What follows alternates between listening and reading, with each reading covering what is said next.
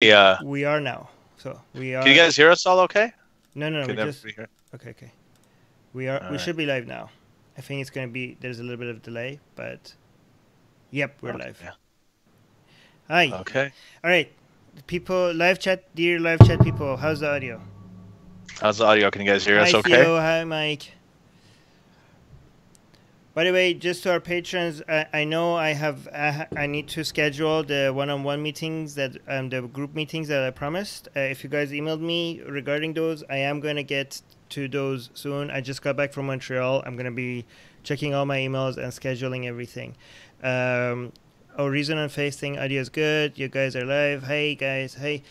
All right. So we're all talking. Everything's good. This is gonna be interesting. Is the audio, okay, good. Okay. Sweet. All right. So start the intro. Okay. Hold on. Okay. Welcome everybody to yet another episode of Secular Jihadists for a Muslim Enlightenment. My name is Ali Rizvi, and with me is Armin Navabi. Armin, how are you? Not bad. Welcome back. That's good. I'm just going to run through this really quick because we have a lot to get to, and this is actually a fascinating topic. I've been looking forward to this for a while. So today we're going to be talking about Muhammad, the prophet, the alleged prophet, who over 1 billion people believe is a messenger of God around the world. 1 billion Muslims believe. So there are many things we know about him, but what's really interesting about him is what we don't know, and that's what we're going to be focusing on in the beginning part of this episode. So just a few things really quickly. The earliest surviving biography of Muhammad by Ibn Hisham is was written 200 years after his death. And that biography was an edited version of a previous biography by Ibn Ishaq, which did not survive to the present day, except in just fragments here and there. But that itself was written over 100 years after Muhammad's death. And everything that we know about Muhammad today, all of the stories, the meditation, the cave of Hira, his marriages, all of that, almost everything is from those biographies. And almost everything we think we know, because we don't know. We don't know because there was such a vacuum of at least a century before any of this stuff actually came out in writing. Then the first time his name ever appeared on any official state document was on a coin in around 690, over 50 years after he died. And before that, between his death and that time when his name appears on the coin, there's no mention of him in any other state documents prior to this, including any of the documents from the Umayyad caliphate, which is pretty amazing. Then people talk about the hadith as a way to get to him. All 6 of the hadith compilations started at least 200 years after Hijri, 2 centuries afterwards. That's when they were compiled, and they were based on oral traditions passed from generation to generation. Even the Shia sources, right? They weren't compiled until centuries later. The Nahj al-Balagha, which was a collection of Ali's sermons, was compiled about 300 years after Ali's death by Sharif Razi. So the thing is, Muhammad, most scholars and historians agree that he almost surely existed.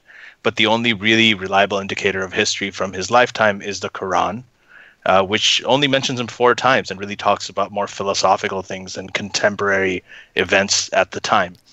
And it's pretty cryptic about this whole period in history. So what happened between the 7th and 9th century? We don't really know. We have a lot of documentation for what's happened before and what happened after, but during this time, it's as good as a vacuum. Can we do some really basic stuff though, like Islam 101, cover some just a quick run we're through. Gonna get to that. Okay, no, just a quick 1-minute run through. Muslims don't see Muhammad as divine or anything other than human. He's just a messenger of God. He's the last messenger of God, the perfect messenger of God. They also believe in the other prophets before him. He just came and completed everything, and he's the best of them. And he basically brought them the complete religion. And he's called the seal of the prophet. Now they do see him as it's not that they don't. They do see him as God appointed. He's divine in that sense. Yeah, but he's not divine. Jesus, like the Son of God. The source of divinity is God. Like there's nothing from Muhammad that comes that makes him divine in any way, right? So he's connected to divinity, but there's no way that he's divine himself at all. But he is, which is philosophically could be contradictory sometimes. Like that's a debate of its own. But he's the perfect man. He's the perfect role model. Example of all kinds. If you could if you could look at the Quran as a guidebook, you could see Muhammad as an example of what it would look like if you follow that guidebook perfectly, right? So that's why you have the Quran and the Sunnah. The Sunnah is what Muhammad's saying and his way of life, and the Quran and the Sunnah together completes Islam. Anyway, so that was the 101. So with that, we want to bring on our guests, and if you haven't heard the first part of this, we had a conversation earlier with Abdullah. I think you're the first repeat guest that we've ever had on the podcast, so welcome back. Abdullah Gondal's with us. We had a great episode on the Quran before, on Quranic criticism. Yeah, so do check that out if you want sort of a prelude to this. But this time we're going to be talking about Muhammad and the biography. So Abdullah, to start with, what do we know? Like we have the Quran. That's the only text from his time. Everything else came from hundreds of years after he died. What do we know and what we don't? What do we not know? Again, the Quran itself that we have, the carbon dating shows that it could even predate Muhammad. So there's one theory that goes, the carbon dating goes as far as this came out last year, 580 or something. Okay, well, this is you have to explain how significant this is. Like, this is not just a small thing to claim, right?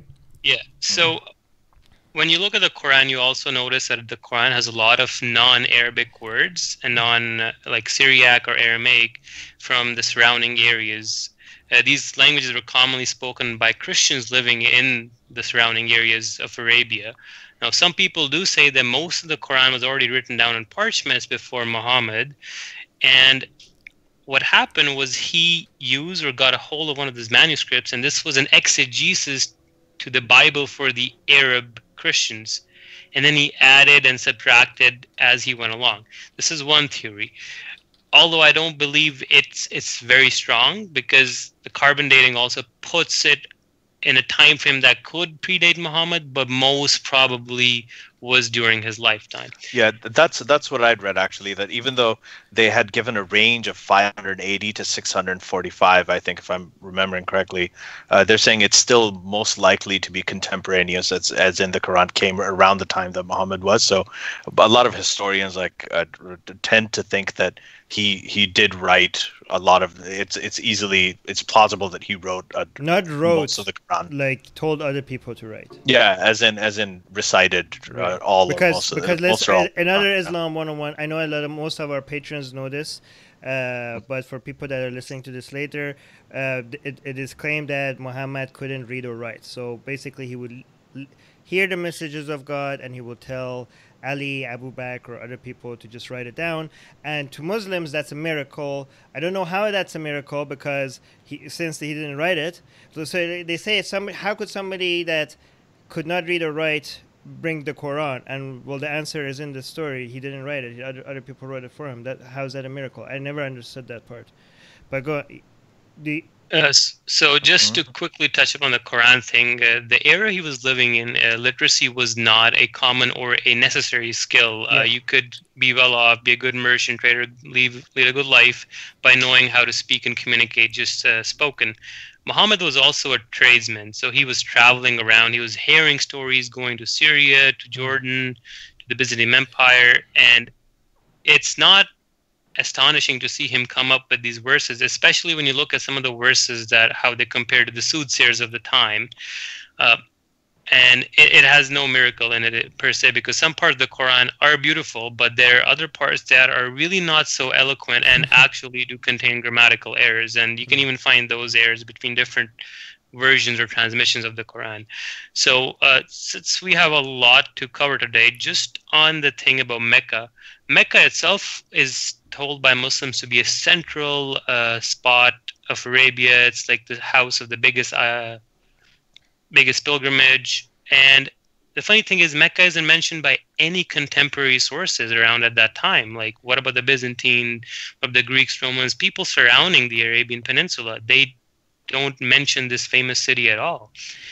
Another interesting thing you note is all the earliest mosques of Islam, when you go on Google Maps and you draw a line where they're pointing, they're supposed to point at Mecca, but they all end up pointing and intersect at a point in Petra in Jordan. So that's interesting. Yeah. Or I mean, even people who don't say that it's actually Petra, I think there's a consensus among several scholars that they do point to the Negev desert in southern Jordan. I think so. Even if it isn't exactly Petra, so. I'm kind of trying to think about the people that don't know. I want to fill in the 101 here because a lot of people might be like, okay, so what does that mean? So just to understand, almost every Muslim out there, the understanding is that Muslims used to pray towards Jerusalem, and then Muhammad at some point changed his mind. Well, God told him to. No, he didn't change his mind. God basically told him to. Nope. Now start praying towards Kaaba, and Kaaba became where the Kaaba was in Mecca. Kaaba was in Mecca, which is where every Muslim is supposed to pray to. But this is the weird thing is that the earliest mosques that we have found don't point the prayer direction. Do not point towards Kaaba. They point to completely something different, which is in Jordan, in Petra.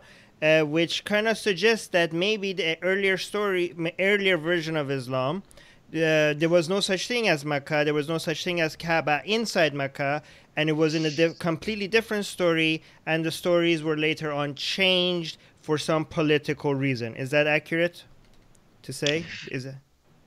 Yeah, it could be. Yeah, okay. Yeah. All right. So moving on to one other thing that Ali brought up was we barely know anything about Muhammad before he claimed prophethood. Everything we know is what Muhammad told us about himself through, and the little fragments we know, like, oh, this happened when he was 5, then the next jump is when he was 12, and the next jump is when he's 25 getting married. So these are gaps in his life story that exist, and we don't know anything about it. There's no Muslim literature, there's no contemporary literature from other sources either way. Yeah, and even this information is, again, the earliest time we actually got it was at least a century after Muhammad's death. So we didn't even hear it from Muhammad. We heard it from people 100 years after Muhammad's death saying that Muhammad said this about his childhood. Yeah. And given that what we know mostly 200 years after, but mostly 200 years. To be optimistic, like at least 100 years. Yeah. Yeah. So with that aside, we have a lot of Patreon questions. We'll get to them. So keep posting those questions. We're not ignoring them, but go on. Sorry. Yeah. So with that aside, let's delve into his youth. So Muhammad's dad died before he was born. He never got to see his father.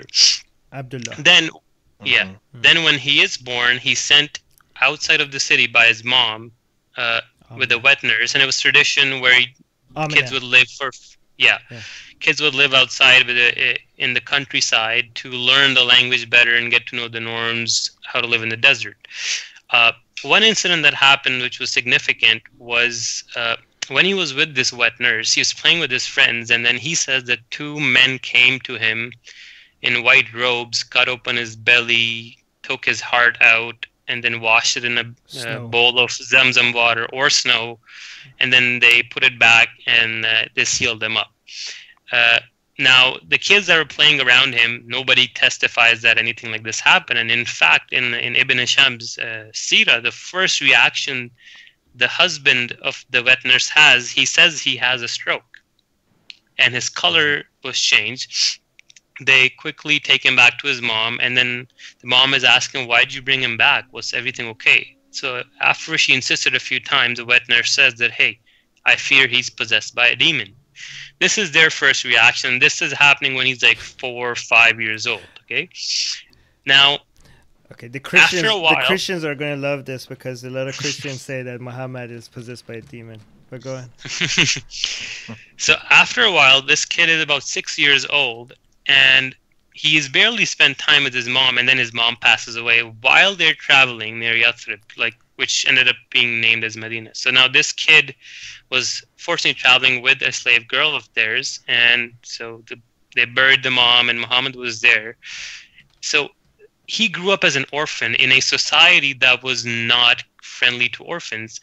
And have you ever wondered why the Quran talks about orphans so much? Like it doesn't touch on many important topics like how to perform prayer, how many prayers, how to perform Hajj and obligatory things like that. Right. But it touches and it dedicates a lot of verses to orphans. It's Muhammad's mentality reflecting on his on the book because he suffered as an orphan. The only things we know about this phase of his life is that he was living with this person to this person, like his uncles. Some of them passed, so he was transferred to another uncle's guardianship, so on. And he lived with his grandfather for a little while, I think, Abdul Battalion, yeah, right? So yeah, exactly. So sorry, eventually, do you think that these kind of stories that you're mentioning suggest that the hadith and the sunnah and all of this, there must be some truth to them? Because it kind of makes sense. A person that was an orphan seems to have a lot of messages about treating orphans nicely. Like, this doesn't seem like, unless the people who wrote it were very good at building characters in a story, which I don't think they were. It seems like it kind of suggests that these stories are based on at least some of them are based on real events. What do you think? Well, they have to be. Like, there's got to be some. Right.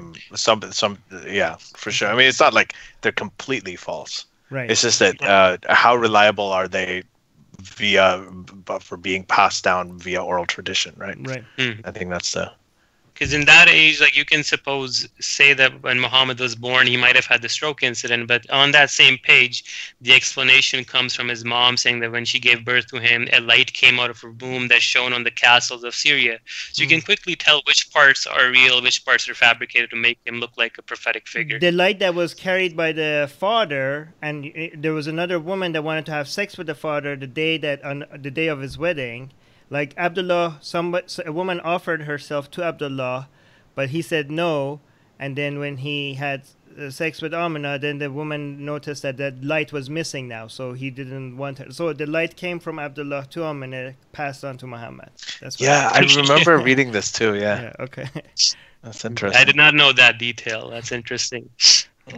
Anyways, so what happens is Muhammad's living as an orphan in a society that doesn't like orphans, and he ends up becoming mostly a shepherd for most of his life, and then eventually a tradesman. And what he does is he goes with caravans as a trader, and then he sells goods and comes back, takes what the profit he gets, his cut of it, and gives the rest to the owner of the caravan.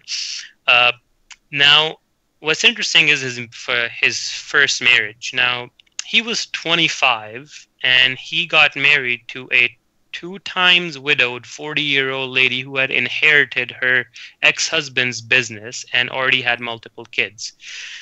She basically employed Muhammad and Khadija, the first wife and first Muslim. Yeah. And a slave accompanied Muhammad, and he had good things to say about him, being in the sense he wasn't cheating people, he was fair about how he sold the goods and stuff. So she was impressed, and she's 40, and she's like, okay, I'll send him a proposal. Just to clarify what you said, Khadija had a slave which she sent out with Muhammad to do trades, and that slave reported to Khadija that this guy is really good. So yeah, go ahead. So Khadija then proposed to Muhammad. Now, one thing to note here is Khadija, throughout their marriage, was the person who was financially supporting Muhammad. She was literally his boss. She was the one with the money.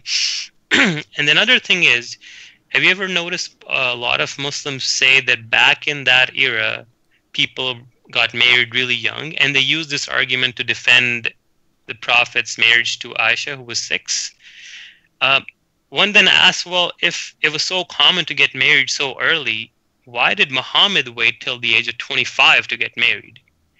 Also, in the same hadiths, you see these narrations about Muhammad's skin tone being bright, and his face was as beautiful as the moon, and he was this and that, and like he's shown as like he's a hunk. He's a hottie. Yeah, but he was rejected. Exactly. So why did he marry at such a late age? And you come to the idea that firstly, he was an orphan. Nobody wanted to marry him. He didn't have a lot of money, and he was a shepherd. So anyways, when we go on, fast forward a few years, Muhammad starts secluding himself in caves, and he becomes very philosophical. And then he starts... just to put things in perspective, this is before his prophethood. This is this is just before. Yeah. So we went from him being a shepherd to now being hired by Khadija. He's a tradesman now. Now marrying Khadija. Married Khadija. And I just want to, just for the people out there who talk about how there are a lot of Muslim apologists who talk about Muhammad being the first feminist, and this is one of the reasons given, and it's actually quite remarkable too. It's interesting. I mean, his first marriage, he's 25 years old. He marries a woman who's twice widowed, and she's not a virgin. She is 15 years older than him, right? She is his boss. She financially supports him. She proposed to him. Right, she was. The whole thing was in reverse. This is very unusual for that time. Almost, it's like a matriarchal kind of thing. Exactly, and the way that his first marriage started out. He contradicts this whole idea with the later laws. He comes up in the Medina phase of his life with the regards to women, that women can't do this, women can't do that, women can't assume authority over men, and yada yada yada. Yeah, because his later wives were. This is actually like a lot of Muslims say before Muhammad, women couldn't own property. And then I always say, well, what about Khadija? She owned shitload of property. How does that work? Like, what would you say that? Is that a contradiction? Yeah, there's a lot of let's just say mental gymnastics that go into these apologetics, because they're cherry picking, and they don't realize that we have a lot of pre-Muhammad history. And women weren't as bad as they were portrayed to be in the Muslim literatures. So this idea of burying alive every daughter is there any evidence for that was the case?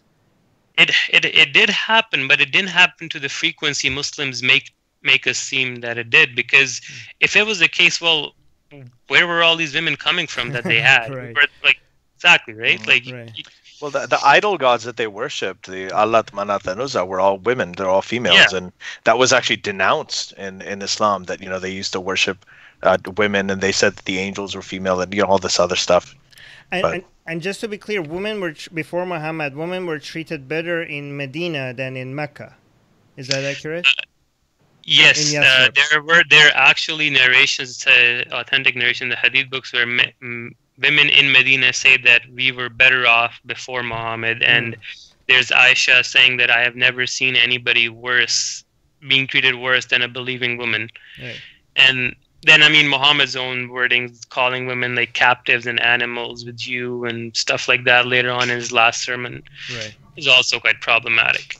Mm-hmm. So, anyways, let's go. Let's go on. Go ahead. We were at the point where it was just before his prophethood, and there is a plethora of evidence, or at least numerous places recorded this, from Ibn Kathir to Tabari to Ibn Ishaq, Ibn Hisham, Sahih Muslim.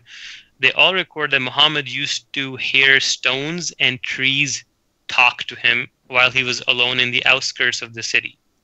And he said that I still remember one of the stones saying, "Peace be upon you," before I became a prophet.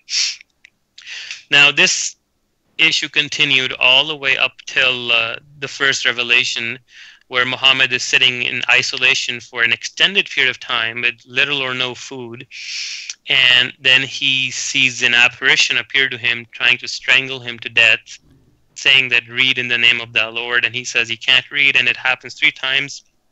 Eventually, Muhammad feels he's going to die, so he repeats the words. Muhammad then runs out of the cave, disoriented, looks up at the sky, sees an angel sitting on a chair covering the horizon with 600 wings, and wherever he looks, this angel is there. And then he starts seeing a green screen covering the whole horizon. He's scared. He can barely breathe. His muscles are twitching. He goes running to his... screen? Wait. Yeah, this is the wording in the hadith. I don't know what they meant by it, but that's what it says. Islam had that way before Hollywood, 1400 years ago. Wait. I'll let you know. Green screens, Yeah. So anyway, go ahead. Okay. So anyways, he gets to his wife. He's terrified, gets under a blanket, and is shivering. Oh wait, you missed something. Didn't he try to commit suicide? That was after. Wasn't it right at the cave that he tried to I jump thought it was right after. Yeah, but that the suicide attempt is only documented by Ibn Ishaq. Ibn Hisham actually took that out of his edited version because thought it was too sacrilegious. But yeah, but that actually happened. You know, when you said he came and he saw the angel with the 600 wings and everything, that was according to Ibn Ishaq.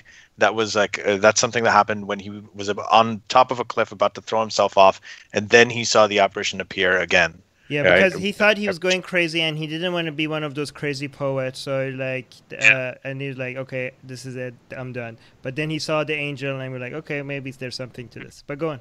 Yeah, the angel had reaffirmed that he was the messenger of God. Yeah. Okay. This is also in Sahih Bukhari in I think 2 places, and the story is slightly different in the sense that there the angel doesn't physically appear. He says he heard a voice in his head saying that. You are the prophet of God and I am Gabriel, and thus he didn't commit suicide. But all of them did mention that he was being squeezed or something. Like it did, like tightening of the chest. Yeah, he was feeling like he was something was squeezing him, and he was suffocating. And all right, go on. Yeah. Also, like a continued isolation is a very well documented, known thing to make people paranoid and hallucinate. And there's a reason why solitary confinement is a punishment. Anyways, so what happened was that he would get revelation for about a month, and then he'd stop for a few months, and then there are gaps for years or so. And eventually he started preaching to the Meccans. Meccans initially just let him be because when he started, he was more of a pacifist. He was talking about the... Did you miss the part where Khadija told him, like, you are the prophet of God? I believe she became the first Muslim? Yeah, she convinced him that he was the prophet of God, and she took him to her cousin Waraka bin Nawfal, who was a polytheist but had converted to Christianity and had read the Bible. And then he reaffirmed Muhammad that yes, you are indeed the prophet. You're not going crazy. Yeah. She and Waraka. Okay. And then Waraka mysteriously dies a few days later, and no reason is given as to how or why. Okay. I didn't know that. Yeah, it's interesting. So initially when Muhammad starts preaching, he's more pacifist in the sense that he's just talking about the hellfire or the life after death. He isn't making laws up or going beheading people. He's just preaching and doing his thing. So the Meccans let him be for a while. And that was normal, like a crazy person going around talking about God, like God stuff. That was like, another person. Like it wasn't that big of a deal. Yeah, okay. And then slowly he started gathering more support, and then bigger names like Omar and Abu Bakr and Uthman and the wealthy people started converting, and then a bunch of slaves were. So they gave him an option like, Muhammad, you're disturbing the social fabric of our society, you're insulting our gods. How about we give you money, wealth, and women, and you stop? Well, how is that possible though? Like, we had crazy poets going around and saying shit all around the place, right? According to the stories, I don't know if it's true. But why did Muhammad become all of a sudden get the attention of these people that were so important, right? Like Omar. Yeah, I don't think it was as much of a crazy poet thing as is because he had a very good reputation. So he was one of those guys who was almost called that was considered always the honest person. Right. So. Yeah. Exactly. So what he was doing was, I mean, if you look at a lot of even contemporary sort of recent historical figures like Gandhi or and anyway, you know, these are people who start out very idealistic and then they talk about treating people well and feeding the orphans and you know, things like that. But then what happens is that later on when their stuff gets political and they start having political influence, then people start freaking out. So I don't think it was necessarily that people saw him as a crazy person. My question is how was he different from the random homeless person that was talking about Yeah, so the difference was that he did have a good reputation in the society as somebody that you could okay. Mm-hmm. Mm-hmm. Yeah. Exactly. So a very interesting incident happened is when the Meccans said, you know, we'll give you money, wealth, anything you need. He said, I won't stop. I have to finish my mission. This tells us that Muhammad was very sincere in his own belief that he is a prophet of God. Mm-hmm. And what ended up happening was he noticed that people of Mecca aren't really receptive, so he tried another town that was called Taif. This was very close. This was very close by, right? Yeah, it was pretty close by. So he goes there. Now, the literature doesn't give us the details, but apparently he went and talked to the chief of the town, and it ends up being that Muhammad is chased by a bunch of kids and a bunch of people throwing stones at him, and he's bleeding, and then his adopted son is trying to protect him till they get out to safety. Now, it is very weird for Arab people at that time to start pelting stones at a guest, because they would start wars on the slightest of issues. So something might have happened that triggered a really, really bad reaction, and that part, what happened, is missing. But wait, they would start wars on the slightest of issue? You mean they would start wars on slight disrespect of a guest or something? So the tradition of Arabs is that guests should always be treated very, very well, and they hospitality. Yeah.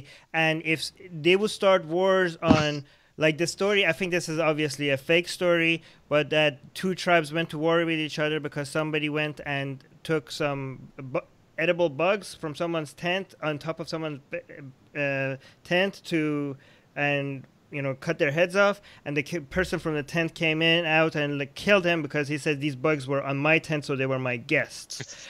And he killed them, and then the two tribes started at war with each other because he killed them. So they say respect, not just respecting guests, protecting your guests. Like if somebody is a guest in your home, you will sacrifice your life to protect them. So the fact that Muhammad was a guest at the city and they treated him like this goes against the tradition at the time. Right, go ahead. Especially keeping in mind that Muhammad is said to be a respected man from a respected tribe, married to a respectable woman, according to the Muslims themselves. So it's very weird to react that way. Moving on, this incident has a very funny twist at the end. So Muhammad feels rejected by the Meccan people. Then he goes to Taif, another town. He gets rejected by those people, and he's feeling very, very low self-esteem, feeling very rejected and humiliated. Guess what chapter of the Quran suddenly gets revealed? Surah Jinn. The chapter of the Jinn. And that's what happens. This guy cannot be accepted by anybody. Then he says, Jinns, at least the become Muslim. Exactly. He's like, no human will listen to me. Well, maybe sorry, demons can will. you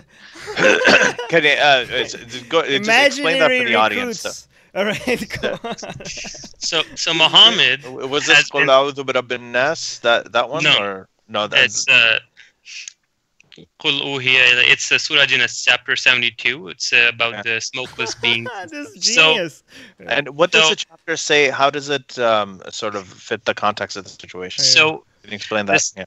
So the whole gist of the chapter is that Muhammad is reciting the Quran in the middle of nowhere, and then these jinns, these fiery beings who are invisible to humans, come and hear Muhammad reciting the Quran, and they're so mesmerized by it that they become Muslims.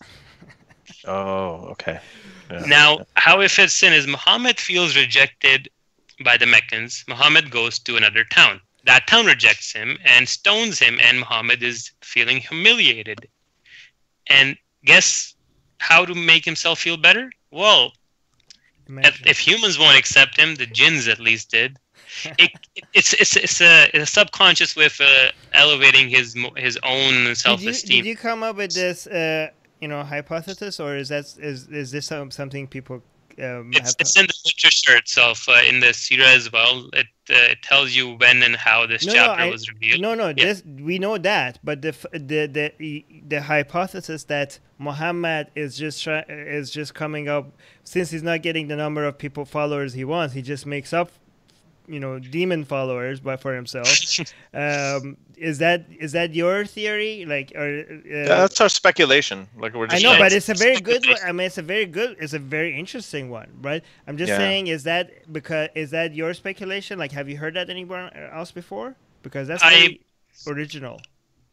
I once heard Hamid Abdul Samad say it on his series, the Arabic series, Box of Islam. Really, really good to watch. That's very interesting. He's amazing. Hamid Abdul Samad. Can I just do a really quick Islam 101? So in Islam, I'm calling it demon because it's the closest English thing you could come up with, but it's not technically. It's a different. So in Islam, there's three different types of conscious beings: humans, other than God. Humans, angels, and jinns. Humans are made out of dust. Angels are made out of light. and jinns are made out of fire, a smokeless fire. And from these three conscious beings, only two of them have free will, which is humans and jinns. Angels just follow God's command. They're like kind of like slaves. But anyways, so go on. So just to fast forward, is within the next few years, Muhammad's people start getting tortured because Muhammad isn't stopping his preaching, and he's also getting very aggressive as time goes on, even in the Meccan period. He's giving more threats, and he's directly attacking the gods of the Meccans, which is really angering them. And then, it's basically the blasphemy law, Meccan blasphemy. style. Yeah, it's blasphemy against the Christ. He was the original blasphemer. We're all following his example. So exactly. Yeah. So free speech would have been great for Muhammad at this time, right? So.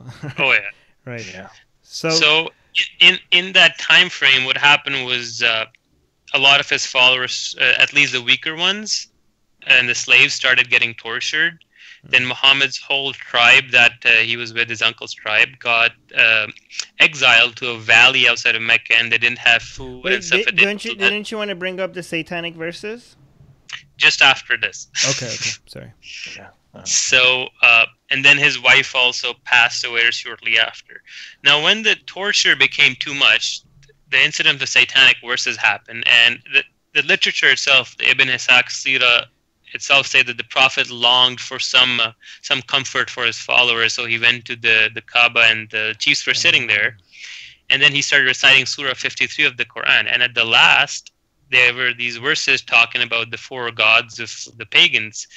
And then he mentioned the gods in a good light and said that their intercession is also acceptable, and they're the high-flying cranes. And then the Meccans rejoiced that, hey, Muhammad has acknowledged our gods and he agrees with us, and they all fell in prostration alongside with him. And then allegedly the Muslims who had migrated to Abyssinia to escape torture tried to come back. Abyssinia is modern-day Ethiopia. Yeah, but we'll skip that part for a bit. We'll just tell that they left Mecca just to avoid torture. But now they're coming back because apparently Muhammad is basically changing his message so that they tolerate him. He's saying like, hey, our gods and your gods are fine too, right? And the Meccans were like, oh, great, now we can get along, which is actually pretty tolerant of them. Like they were like, for that time, they were like, you can have your religion, just don't shit on our religion. Like, let our gods be as well, right? And then when Muhammad said, okay, your gods are great too, they showed some goodwill by coming and praying with him to Muhammad's God. They're like, okay, so now that you're accepting our gods, we're going to pray to your gods. And Muslims were like, oh, this is great. Now we could go back home out of exile. And then what happened? So what happens is Muhammad suddenly realizes that, wait, I have been harping for years and years about one God and him having no daughters, no sons, nothing. And then suddenly I acknowledge these pagan deities. And then his closest followers were like, dude, what the hell, man? Yeah. And then he noticed that That's a direct quote. That's exactly what they said. What the hell, man? Followed closely by dude, where's my car? Yeah. So Muhammad then comes up with this ingenious idea. He's like, oh, no, I made a blunder. I need to backtrack. Now he says that Gabriel came to him and said that, wait a minute, I didn't give you those last two verses. Wait, you need to do Islam 101. Who's Gabriel? So you have Allah, you have Muhammad, but Allah doesn't directly talk to Muhammad except one time, apparently, when he went to heaven, right? Yeah. But because apparently if God talks to you, if God talks to a mountain, the mountain will just fucking melt, right? So you can't just talk to people. So there's Gabriel, which is an archangel, is the intermediary between God and Muhammad.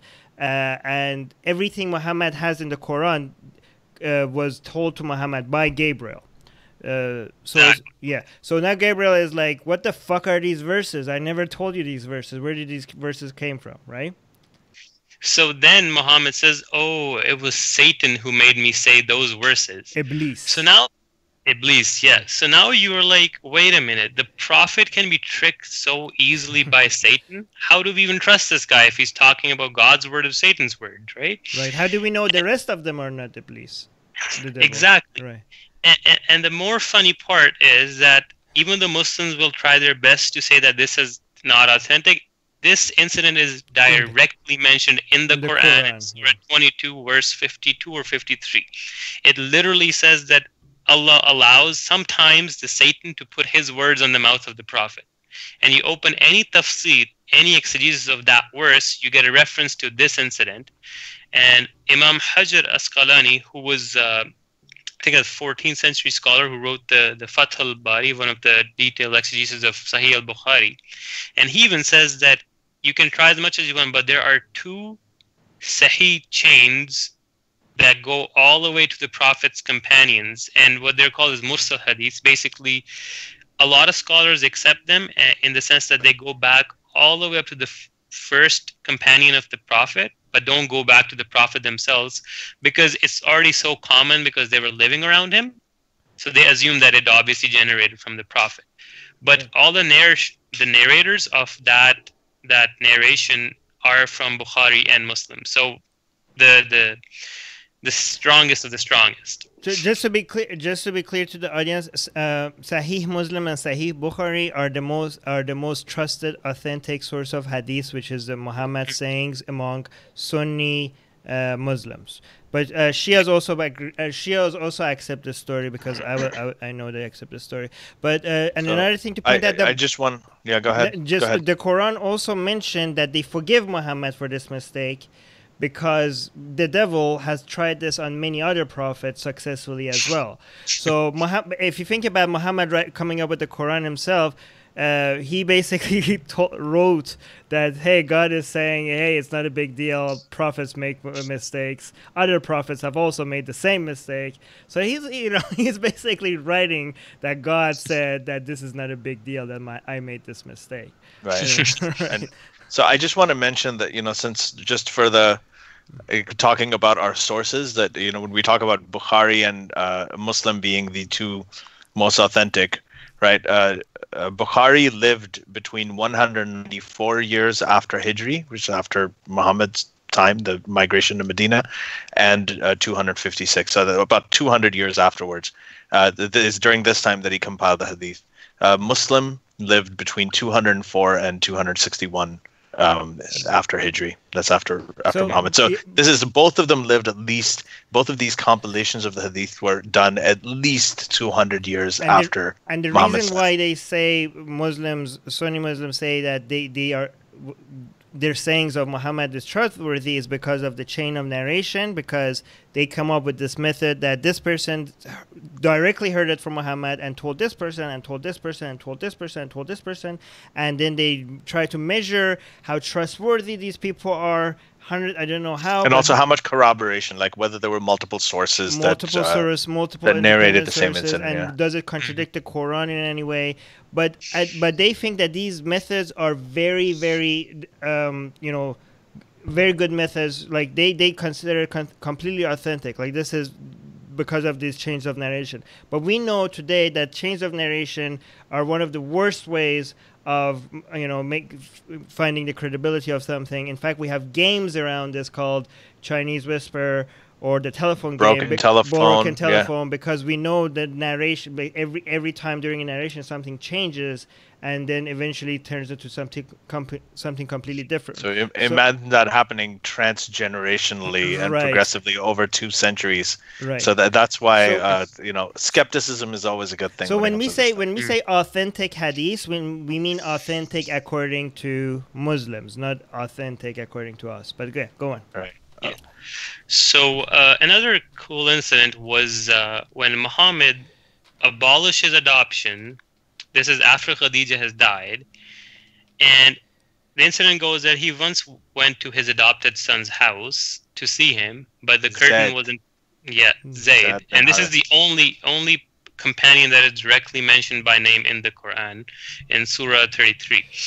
And he goes into his house. Only male companion. No, the only companion. No. By name. No, but he was saying the only male companion. So Armin, this is just, and this is actually really interesting. It'll be interesting for the audience too. Oh, by name, but there are other people that were referred to without mentioning their name.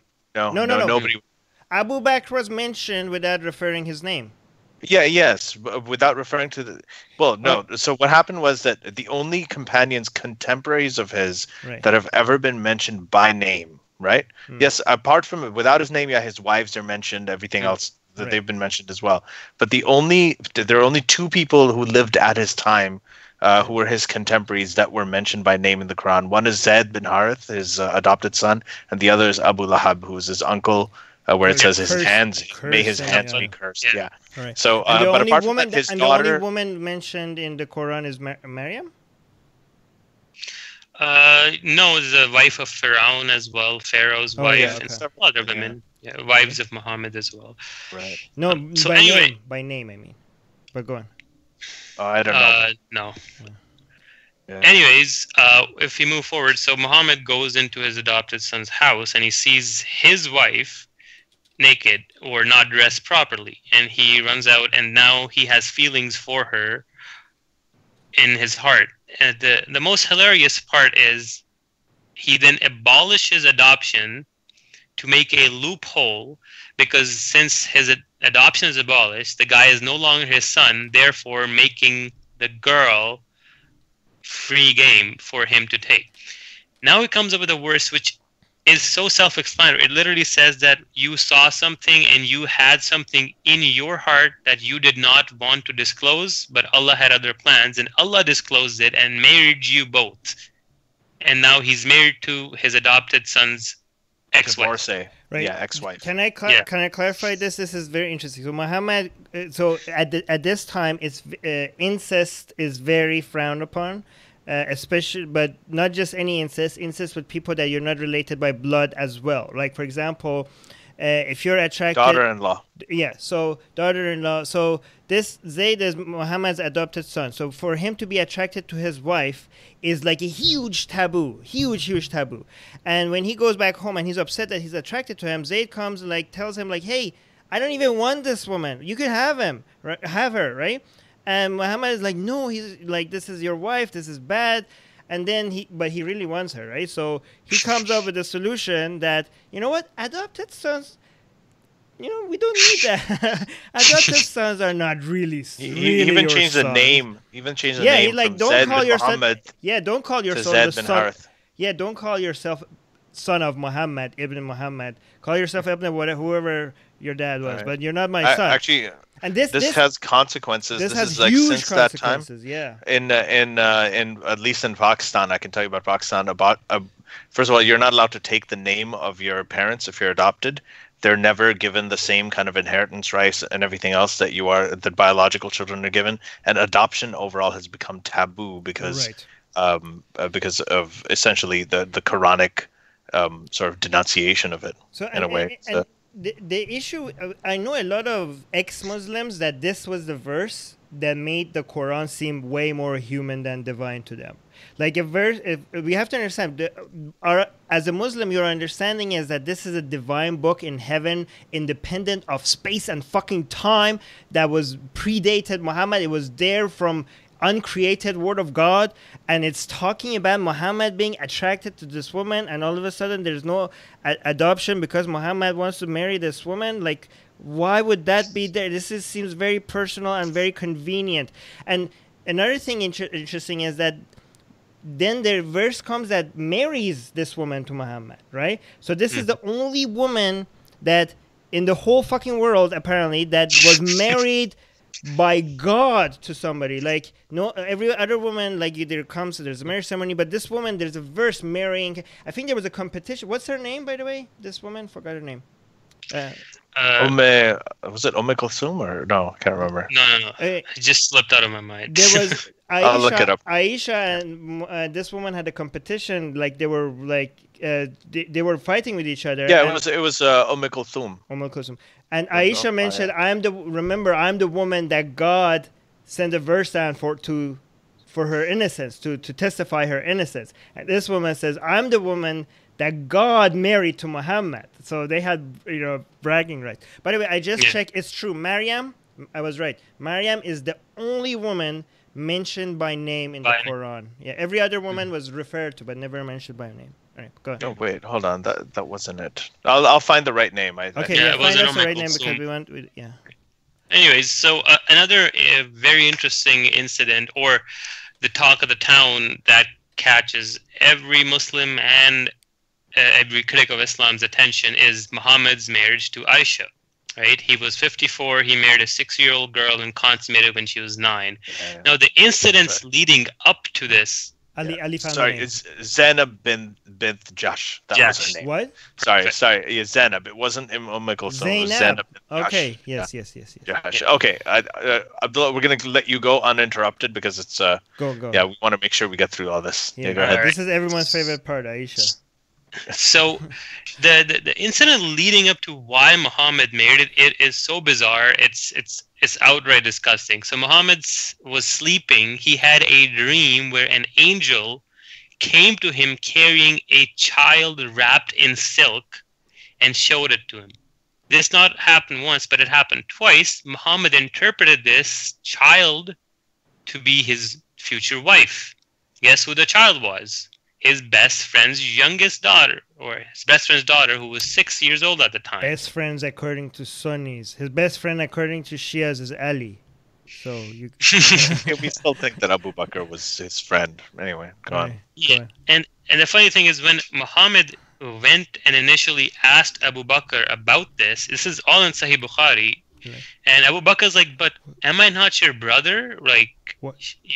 And then he's like, no, we're brothers in Islam, but she is still lawful for me to marry. And I mean, I'm the Prophet of God. And then Abu Bakr couldn't say no. So, wait, did Abu Bakr at any point say, isn't she too young? No, he didn't directly imply that. Okay. Yeah. But he was trying to suggest that, hey, man, like, I'm your brother in religion. Why are you doing this? So. Right. That's as much as an objection I can remember. Plus, she was gonna be engaged to somebody else, and Abu Bakr wanted that. So the idea that this was normal back then is true.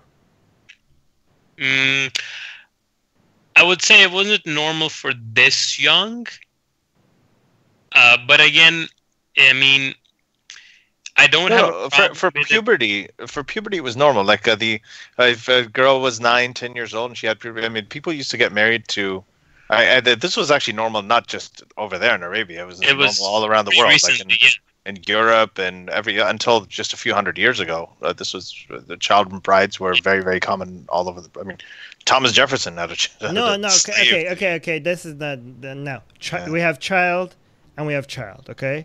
And I know both of them are disgusting, but a 14-year-old girl is significantly different from a 6-year-old girl, okay? Like, let's not lump all of them as children, okay? Because I'm not saying that. Muhammad didn't consummate marriage until age 9, but he still did a lot of stuff before age 9. Yeah, he did. Like, he did between 6 and... It's not like he didn't touch her between age 6 and 9. There was a lot going on. But Khomeini endorsed it too. I mean, he's the one.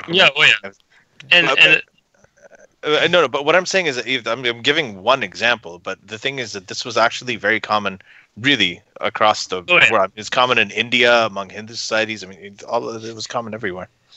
Right. So, what was going between 6 and 9? Can you tell people that? Because this is very important, I think. Because this is and remember, while you're explaining that, this is the fucking perfect man according to 1 point. How many we have? 8 right now. 1.8 billion fucking people right now believe that this is the perfect role model for mankind to follow.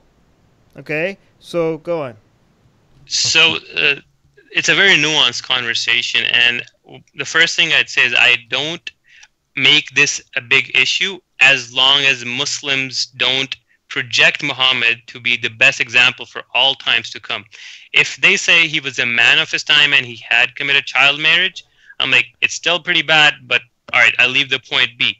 The issue arises is when Muslims say that he's the perfect man for all times to come, and then you ask them, well, if is child marriage okay now? And then you can get into the philosophical more relativism and objective and subjective morality conversation. Would make her wash his semen off his clothes. And then, I mean, some narrations go to the point of saying that he would tie her, but their authenticity is questionable.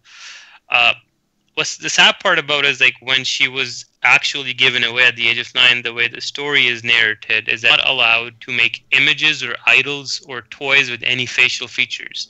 Now, Ibn Hajar Asqalani, the same guy who wrote the exegesis of Bukhari, says underneath that hadith that it was only allowed for Aisha because prepubescent teens aren't held responsible for such things. So he was implying that Aisha was a prepubescent teen when the marriage was consummated. Now, the point gets more and more interesting when you open, I believe it's Surah 66, verse 4, where it says that it prescribes idda, or waiting period, after divorce for women. Surah 65, verse 4. Yeah. 65, This verse is the 4. most... Okay, so just to be clear, there are sahih, authentic hadiths mentioning the age of consummation and age of marriage, okay? So anybody that denies these ages is throwing out most of Islam with it, because this is... Hadith is the source of what we know about most of Islam. But to these, now what you're going to talk about is that even the Quran itself has evidence that having sex with women before, with prepubescent, children. The Quran itself has evidence that that's not only allowed, but this verse suggests that it's common. Right, go on. Yeah, so the worst goes is it starts off by saying that, hey, if you divorce your wife, she has to wait a certain period of months before she can remarry. Right. And what happens is it goes on giving a list, like older women who've had their periods, and then it goes and says women who have not yet had their periods, right? And when you open the exegesis of this verse, you find out that Muhammad had initially only stated the part that women that had periods, and then some companion says, well, what about those who still haven't and are too young? And then this part came in that, yeah, and those who haven't had periods also have to wait for about, I think, 3 months? 3 months. Yeah. Now, what's interesting is waiting period, according to the Quran, is only and only applicable if you have consummated the marriage.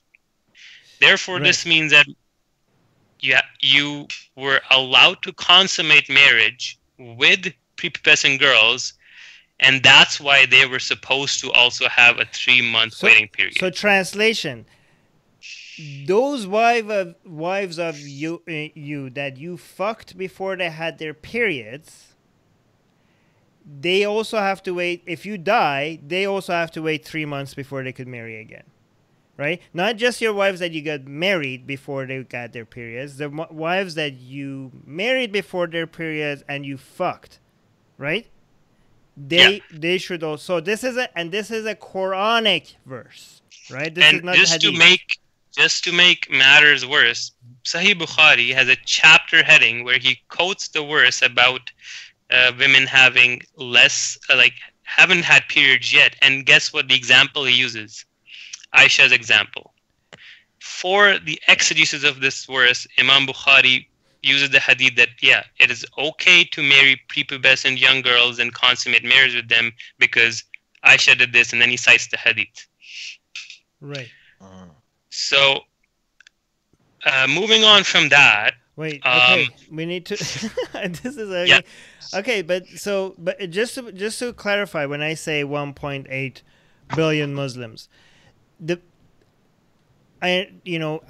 it's horrible that people see such a character as a role model, right? But I do want to emphasize that do not look at every Muslim as somebody that is okay with this. The fact that so many Muslims try to argue against the suggestion that this means it's okay to have sex with children, this is because they don't want this to be true. I criticize them for not saying the logic, not saying how false or logical, and not saying how obvious this is that this is discussing and how this ideology should be, completely you should leave such a religion that teaches, any other book or any other form of an ideology suggesting something like this would never be tolerated, right? So I would criticize them for not being able to see this, but I would not go as far as saying they are actively on purpose promoting child molestation. Okay. Actually, in all honesty, like the most Muslims that I speak to now, even around the world, not just in North America, just argue that they just say she wasn't 9. Yeah. She was much older. But so there's many gymnastic arguments, and all of them are wrong. But the fact that these gymnastic arguments exist is because they don't want this to be true. Because they don't like it. They don't want it for their kids. Because they don't want to have a religion that promotes something like this. But go ahead. This is another point where most Muslims are better than Islam. Most Muslims are better than Islam. They're probably better examples than Muhammad himself. Right. Yeah. So now we're going to get into the most interesting part of his life, the Medina phase. And so we'll just start by seeing how he got to Medina. So it came a point where the torture was getting too severe, and Muhammad was also getting very aggressive. And then he made comments to the leaders saying, "I will bring you slaughter." These are documented in Tabari and Ibn Ishaq. He literally threatened them, right? And they were like, "Okay, we've had enough." Muhammad said that. Before he went to Medina, he'd already threatened them that I will bring you slaughter. And so they were like, okay, you know what? This is enough. So they started planning an assassination attempt. When they tried at night, he wasn't there in his bed, and he had already escaped.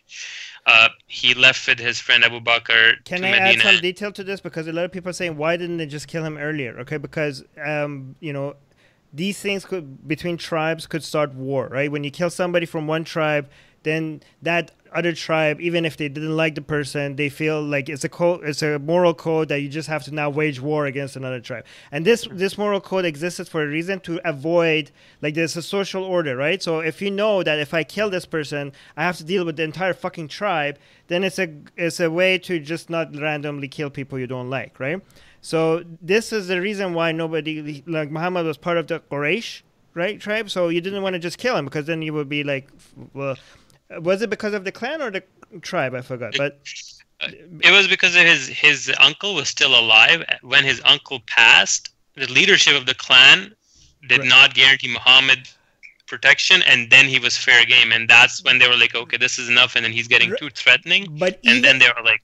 But even then, even though the clan said, okay, Muhammad is fair game now, even then, when they came to kill him, they had a member of each tribe, so that no tribe would be responsible for killing Muhammad. So if you want to be like blaming a tribe, it would be like every fucking tribe now has to be, you can't wage war against all tribes. So they made sure they had a representative of each tribe to trying to assassinate Muhammad.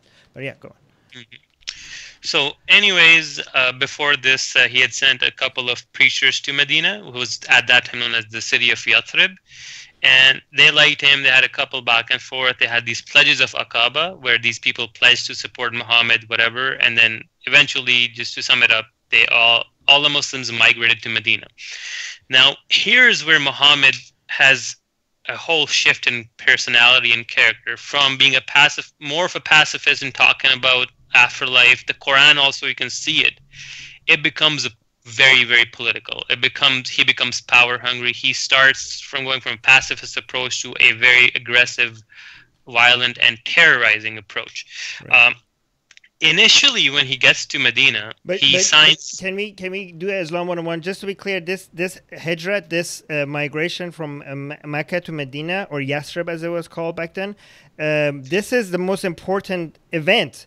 You know how in Christianity Jesus' birth is the beginning, like the most important event?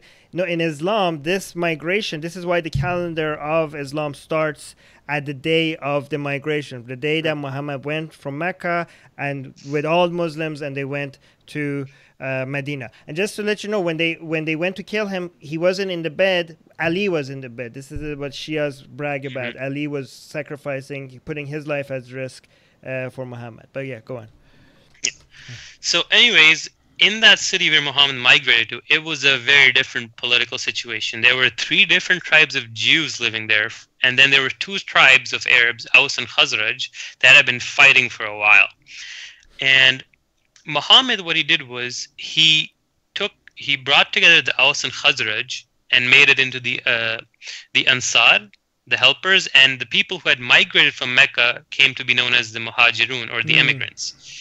Now, what he did was he came into this treaty with all the people and the Jews, saying that you can live and work and keep your stuff here, with the condition that Muhammad is more or less of a leader, and then if the city gets attacked, everybody has to pitch in, and you have to have a combined effort to protect the community and everything. They wrote a constitution, right? They wrote It's alleged it was written. Some say it was just spoken by word of mouth, but there was some degree of negotiation going on there. Right. So you notice that initially when Muhammad comes there, he can see that Jews are an opportunity to cash on because they have similar ideas, and he was very nice to them at first. that could be like a very general theme throughout history. Jews are an opportunity to cash on. I think every single community that Jews lived under, at some point the leaders came to that conclusion. But go on. So Muhammad was very nice to them, and you see this in the Quran where there are verses saying that Jews and Christians, whoever believe in the last day and the God and their books, they're going to heaven, they're your brothers, and be nice to them. They're Ahl Kitab, the people of the book. You can even marry them and whatnot. Right?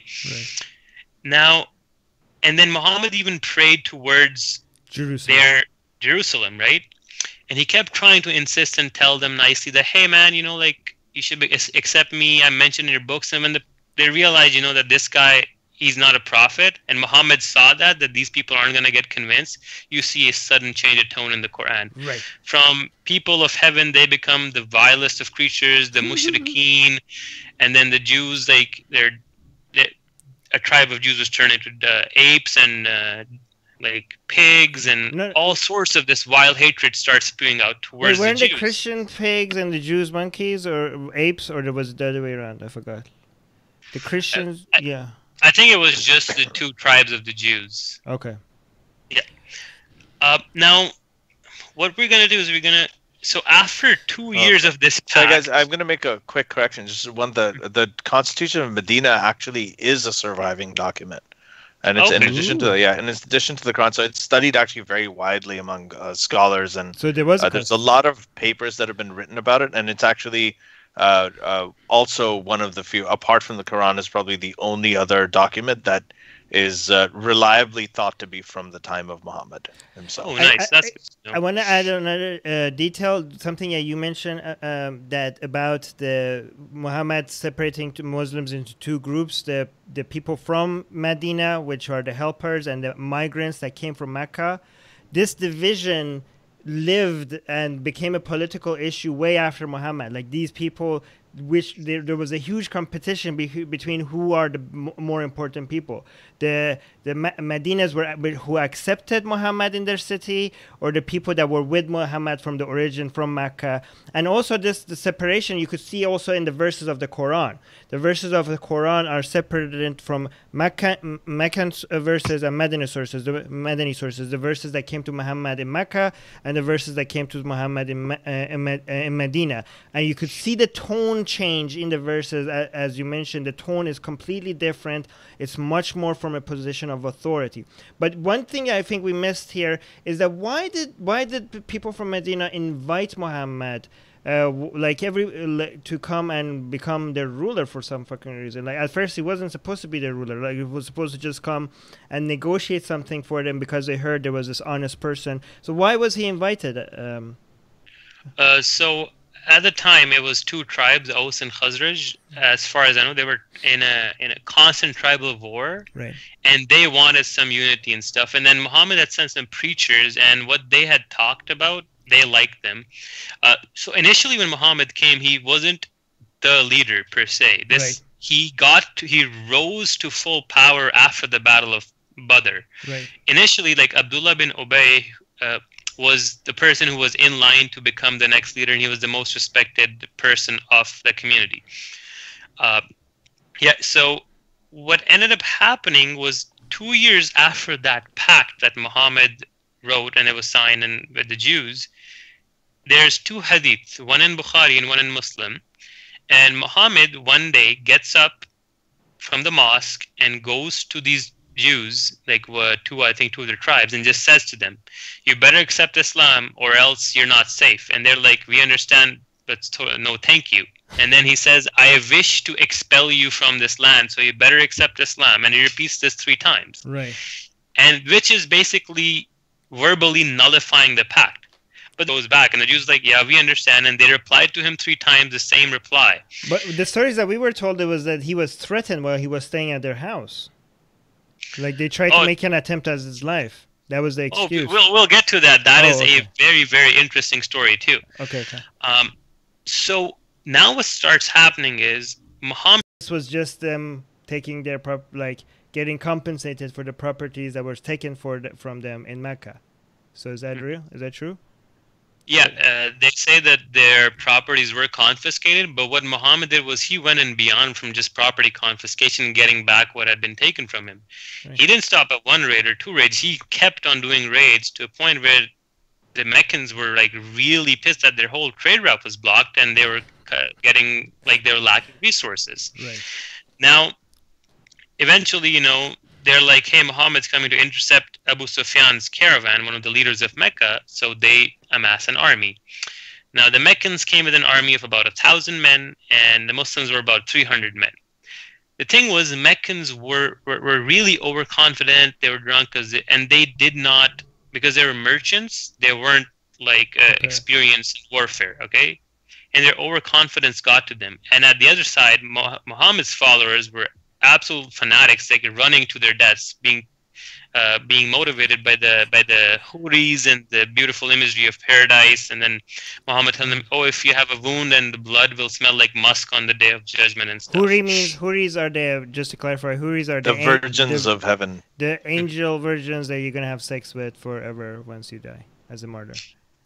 So when Muslims are victorious in this battle against all odds, and apparently the verse of the Quran said there's armies of angels fighting with them. Right.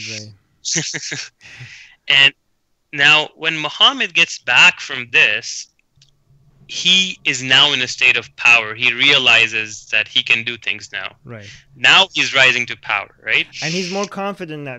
Like when they tried to kill Hitler and they were unsuccessful, and then he felt like he must be divine or some shit, like there must be some protection. I think Muhammad, when he came from that war, he also hey, maybe there's something to outnumbered 3-1 and we still won. It has to be angels fighting and stuff, right? Right. I mean, there's a very funny incident that happened during that battle too, was when Muhammad saw the army. This is in Ibn Ishaq and Tabari as well. He freaked out. Muhammad sees the army of the infidels. There are way more. He's freaking out. It's his first battle. He's not a war guy, right? Right. He starts praying on the ground, weeping to the Lord in front of his whole army. And Abu Bakr had to grab him by the neck and be like, "Prophet of God, what are you doing?" So wait, what the hell? I never heard this story. Is this authentic hadith? It's in Ibn Tabari. Oh, it's Tabari. Okay. No.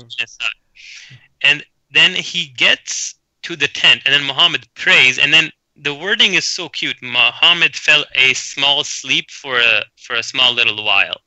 He basically fell unconscious. And then he wakes up rejoicing and tells Abu Bakr that, look, I can see Gabriel holding his horse, and I can see the dust on the teeth of his horse. The what? Yeah, it's as bizarre as it sounds. No, can you repeat that? Because I'm not sure if I heard you right. The dust... Gabriel was on a horse, and there was dust on the teeth of the horse. Yeah.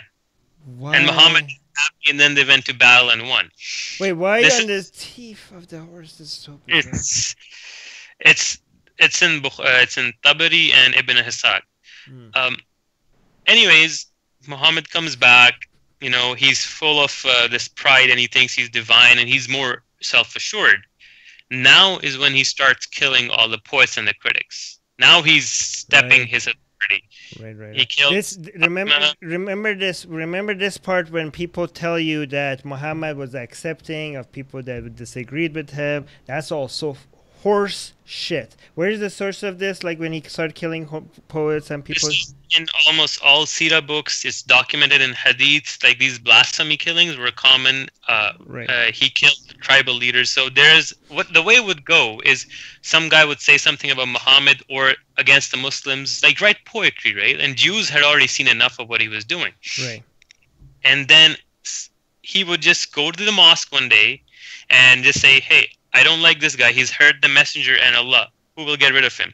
And he'll hire an assassin from the mosque yard. And then that assassin, the stories the way they are, it literally sounds like Assassin's Creed, where these three people, they climb this fortress wall and they see at night, and then they find the guy, and then they stab him in the stomach, and then pull his intestines out, and then run back, and then the assassin's leg breaks, and he sees Muhammad in the day, and then Muhammad touches his leg, and the leg is fixed. It's also bizarre. And then this one where this. Why is this not a movie yet? This needs to be a movie. A lot of the stuff Tabari needs to be a movie. Oh yeah. Okay. It really does. But whoever makes it should get a good life insurance and yeah. Well. And then there's this lady who's holding a baby with 4 other kids around her, and this guy comes up to her, separates her few-month-old baby from her, and then just stabs her and runs away. And it didn't happen once or twice. It happened quite a few times. And stabs her because what? Because he criticized... Hello? Hello? Oh. What happened? Can you hear? Oh, no. It's just, I was just sharing a screen. So with the Tabari, this thing. Yeah, a messenger had slept a light sleep in the shelter. And when he woke, he said, Abu Bakr, God's aid has come to you. Here is Gabriel taking hold of the reins of his horse and leading it, and there's dust on its front teeth. That's from the history of At-Tabari. Okay, amazing. All right. I didn't even know that. Anyway. So, wait, I don't know what you did, but now I have to figure out how to fix the screen. Oh, shit, really? Yeah, don't do that again. Wait, let me see. Okay, it's gone. Wait. Oh, sorry, yeah, I was just sharing a screen. Mm-hmm. Okay, there we go. Anyway, keep talking. All right. So what happens is... Muhammad, when he's killing these poets, right, he's violating the pact of Medina he signed pretty openly. Okay, he even killed Ka'b bin Ashraf, who was the leader of Banu Nadir tribe, who had gone to Mecca to write poetry in support of the Meccans and to encourage them to don't give up.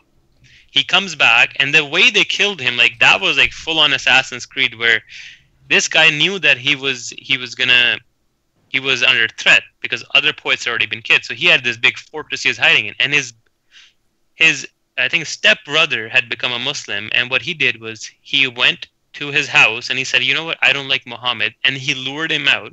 And then Ka'b was a perfume dealer, a perfume merchant, and then he's like, Ka'b, I really smell like nice perfume from your head. So he's like, can I touch your hair? So his brother passes his hair through his head, and he grabs his hair, yanks his head back, yells, and other people come and start stabbing the guy. Okay, what the fuck? And yeah, it's like when you read this, you're like, what the hell is going on? And then these guys come to Muhammad the next day telling him about this, and he's like, no 2 ghosts will butt their heads over them. Whatever. And he says, do whatever it takes to kill them. These are his words, whatever means necessary. And wait, the woman that was the baby was taken from her and stabbed to death. What was her crime? She was a poet, Asma. And she was a poet that made fun of Muhammad in her poetry? Okay. Muhammad and just generally criticized him. So basically, these people that go and kill because Muhammad is being insulted, and other the peaceful Muslims saying this is not Islam, the peaceful Muslims are wrong because killing people because they insulted Muhammad is sunnah. Right? Another incident comes to my mind which solidifies this is so there was a blind, this is in Nisai and Abu Dawud, both hadith were graded Sahih. A blind slave Jewess was living with a Muslim man, and she kept on insulting the Prophet and mocking him. the Muslim owner gave, and the Muslim guy had kids with this lady, like 2 or 3 kids. He gave her an ultimatum: stop, stop, stop. And she went on. She didn't stop. She was sleeping with her babies. He went, stabbed her in the belly, killed her. The blood fell on the baby. This was reported to Muhammad, and then Muhammad said her blood is permissible the next morning. But why would they include these stories? Doesn't they think this makes us look bad? Or was this okay to them based on their standard? Like, if I was like marketing, in charge of their marketing department, I would yeah, maybe not include this part. Like, no? Like, do you have any theories for why would they keep, like, this was written during what, the Umayyad time or the Abbasid time? The thing was, historically, the blasphemy law is a very, very good political tool to use to keep people in check. So it makes sense to include this. Right, you're right. In that way. Okay. Now, after Muhammad's been killing these poets, this comes a point where the Battle of Uhud happens, right? The second battle. Yeah. So Muhammad is with this guy, Abdullah bin Ubay, who's the other big figure in Medina. And he suggests that, hey, we should stay inside the city and defend it. It'd be easier. But Muhammad talks to his companions and he decides, you know what, I'm going to go out at the Mount of Uhud. And when Muhammad's about to leave, Abdullah says, you didn't take my advice, I'm not coming. So he deserts with 300 men. Now Muhammad's planning is all messed up. Now he was expecting to have more men so he can cover his flank, but he couldn't. So he puts archers up in a certain spot, and then he tells them, do not leave from your position. If you leave, we're exposed from the back and whatnot. Eventually, the Muslims have a good start in the battle. They're winning. And then suddenly the archers see the Muslims winning. They jump off their spots, going against the direction, and they go jump. They jump off their spot because they're saying that they're winning, and the other Muslims are war booty, collecting war booty, and they're like, we're not just going to stay here while everybody else is getting stuff. So that's why they leave their position, right? Yeah. Okay. Yeah. Okay. Yeah. So, and then Khalid bin Walid and a couple other guys went from behind, attacked Muslims, and Muhammad and a lot of his prominent Muslims died, and Muhammad was almost murdered. He had his cheek, like a steel helmet going through his cheek, missed a tooth or two. It was to the point where rumors spread that Muhammad had actually passed in the battle. Right. Yeah, and then, long story short, Muhammad goes back to Uhud. Now, people were criticizing Abu Sufyan. Why didn't you pursue and go to Yathrib to finish them off? So Abu Sufyan says, listen, I had a problem with Muhammad. I don't have a problem with the people of Yathrib because there are kids and women there. And his human side comes out and he says, no, I don't want to go kill them. It seems like their Meccan leaders seem like a lot better. Like, once you read the stories, they seem pretty reasonable. Like, we were, as kids, we were raised to think, like, Muhammad was so great, and these other Meccan leaders, they were fucking evil, like the most evil thing you could think of. But now when you read these stories, they're like, they seem the ones that were tolerant, we're going to let Muhammad practice his religion as long as he didn't say people stop shit on our gods. And when they attack him, like, oh, we don't want to kill women and children, whereas Muhammad says, like, hey, kill women if they insult me. Like, it seems like, they were kind of they weren't all that great, but they were much more tolerant than Muhammad, right? Doesn't it seem like that? Yeah, it does. But just to be fair, though, like at the end of that battle, when Muhammad's uncle Hamza was killed, Abu Sufyan's wife ate the liver, chewed it, mutilated his body, mutilated a lot of Muslims' faces and stuff, cut off their noses and ears. So, I mean, the Meccans, but they were dead. The dead can't feel pain. They just had a benevolent kind of cannibalistic tendency. That's all. I don't see. Why would you let it go to waste? It's good food, and you can't feel the pain. Okay, now you're reaching. Very Petersonian. Anyway. All right. So now Muhammad comes back from the Battle of Uhud, and now he's one detail. This woman is the mother of Muawiyah, which became the person that started the Umayyad dynasty. And a lot of people called Muawiyah behind his back the son of the liver eater. But go on. Mm-hmm. Yeah. So anyways, Muhammad comes back, and his authority is in question, and the Jews are making more and more fun of him because he lost the battle. And there's a huge problem because now he's realized there's a lot of hypocrites because 300 men just left the army. So he's coming up with verses trying to single out the hypocrites as well. Now, the first Jewish tribe gets expelled, and the way it happened was there was this Muslim lady, the Banu Kanuka. They were jewelers and stuff. She was at one of their stores, and a Jew guy pranked her by either tying or lifting up her skirt, and that exposed her bottom.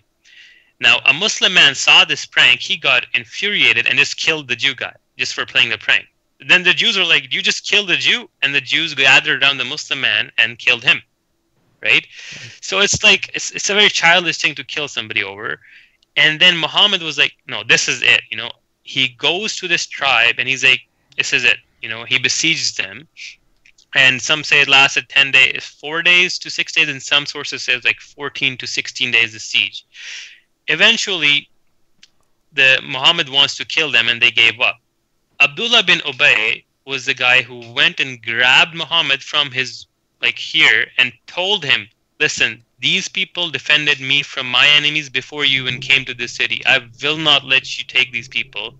And he said this to Muhammad 3 times. So Muhammad said, "Okay, have your people," but then he took everything they had as war booty, right? So you say you can leave the city, but you can't take your stuff, right? Yeah, you can only take what you can pack on the camels. No weapons, and all the other stuff stays. A lot of people seem to grab Muhammad. It doesn't seem like he was all that in control of everybody. But all right, go so on. this incident is also in Tabari and Ibn Ishaq. Now, right. What's interesting to note is Muhammad loses Uhud. He was running low on resources. It was a very, very bad blow. The angels didn't come to help that. Uhud is the second war, right? Yeah. But he blames it on the people that left their position, right? Yeah, and the angels didn't show up. And then, now, what's very appealing to Muhammad at this point of time is he's low on resources. He needs war booty. He couldn't get it in Uhud. Where did he get it from? Expel the Jews and take their stuff. It was so convenient timing, that's what you're saying. Exactly, yeah. Right.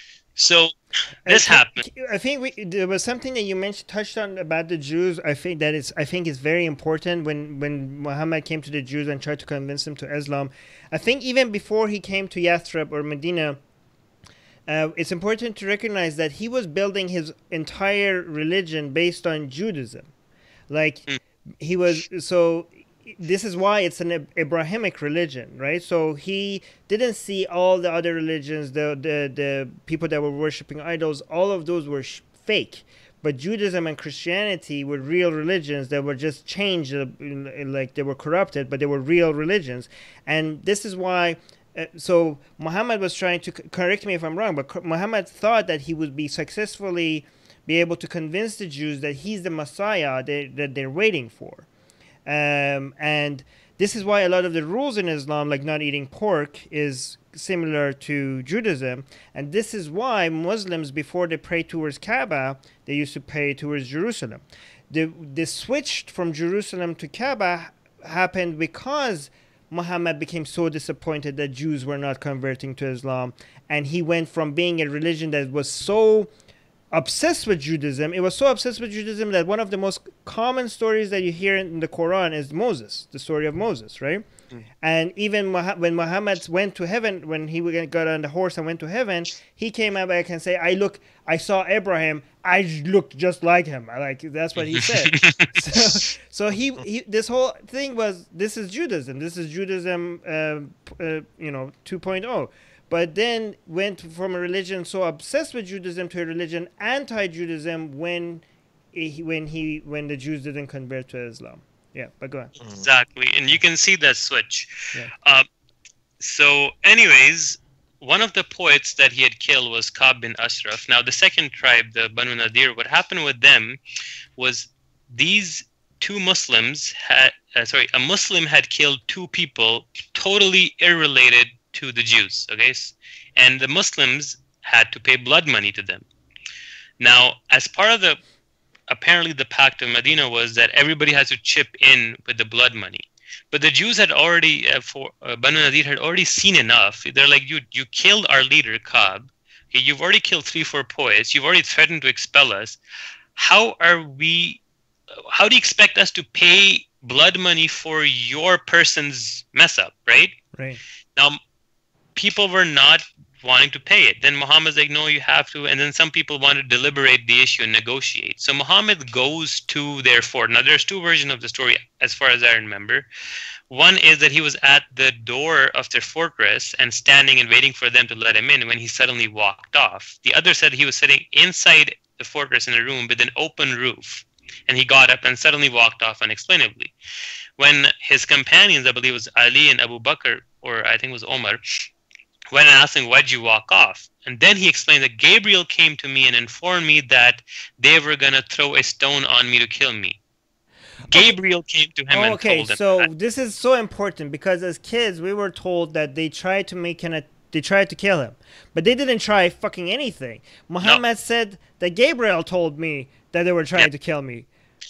And you'll see how savage Gabriel is in a little bit as well. So this reason that some angel came and told him they might kill you, Muhammad said that's enough. He did the same thing. He besieged them, let the people go, take whatever they can, and then took all their weapons and all their money and stuff. So this is the second time this happened. So there was one tribe of Jews that were already kicked out, and you took all their money. This is the second tribe of a different tribes of Jews that you're doing the same thing to again, and from the same city. Okay, but there's a difference. What's the difference? Yeah. So the difference here is that in the first one was that there was a lady that was molested, and then there was a sequence of killings that started it. Here it's Muhammad fearing somebody because Gabriel told him that. Right. Anyways, that what ends up happening is the next thing is the Battle of Trench. So these people have had enough. Two Jewish tribes, they get together. Those were expelled. Go to the Meccans. They amass a huge army, about 10,000 men, and come to Medina. This one's gonna have a sad ending. So Ghazwa al-Khandaq. So this is the Jews uniting, leaving Medina, going to Mecca, and uniting with the Meccans to you guys sent us this plague called Muhammad. Now help us get rid of him. Right. Okay. Yeah. So they come with an army and stuff, and they lay a siege. It lasts for about 28 days or something, and it literally exhausted the Muslim resources. The only way Muslims survived was they took the advice of a Persian companion who had introduced to build the trench around this exposed part of the city, which was unheard of in the Arabian Peninsula at that time. Eventually, by the end of the battle, now the story gets so bizarre.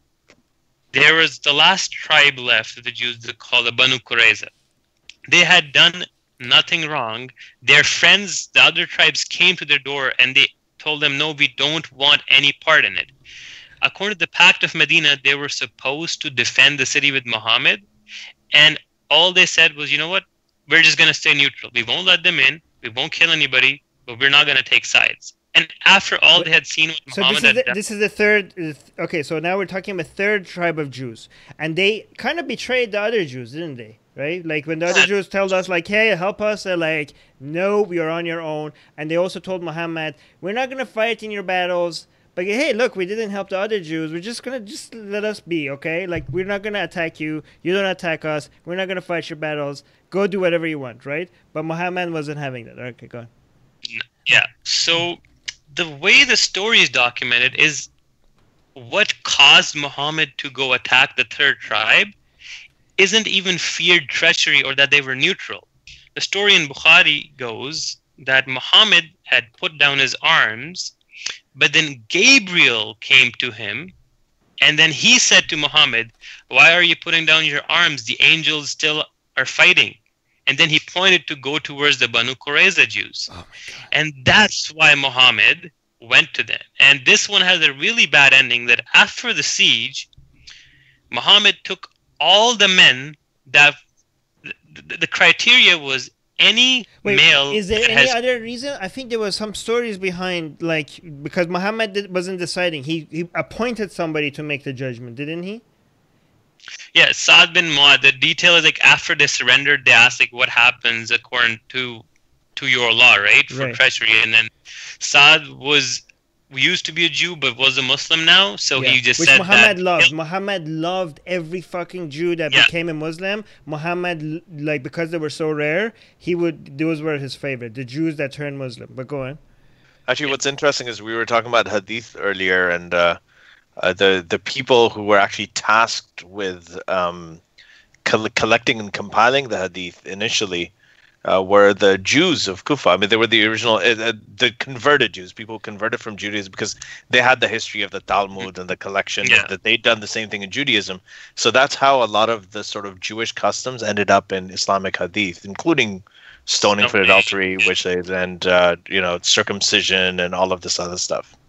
It's kind of interesting. But go on. So when I know that we're the time's running, so let's try and wrap up in about 10 minutes. I know you said let's wrap up, but the war ended. This is after the war. This is after the third war. So the Battle of French had finished. Muslims were laying down their arms. Right. Everything was fine until Gabriel came and told Muhammad to go. Right. So Muhammad goes, and then they're surrendered, and the judgment is passed. And every male that was old enough to have pubic hair was beheaded in the city, in the central market of Medina. This is mentioned in great detail in Ibn Ishaq, Sirah, in Ibn Qasir's Tabari. Many hadith mention it. So this is 300 Jews, right? No. The number minimum 400 and upwards all the way. Ibn Qasir puts it at 900. All right, let's say 400. So in one day, 400 innocent men that were Jews, as they were spared if they didn't have any pubic hair, but anybody with pubic, like, they basically pulled down their pants to check, right? And anybody that had pubic hair was executed in the city for being a Jew. Well, they were considered to be treasonous. They said that they were treasonous. Although they didn't do anything wrong.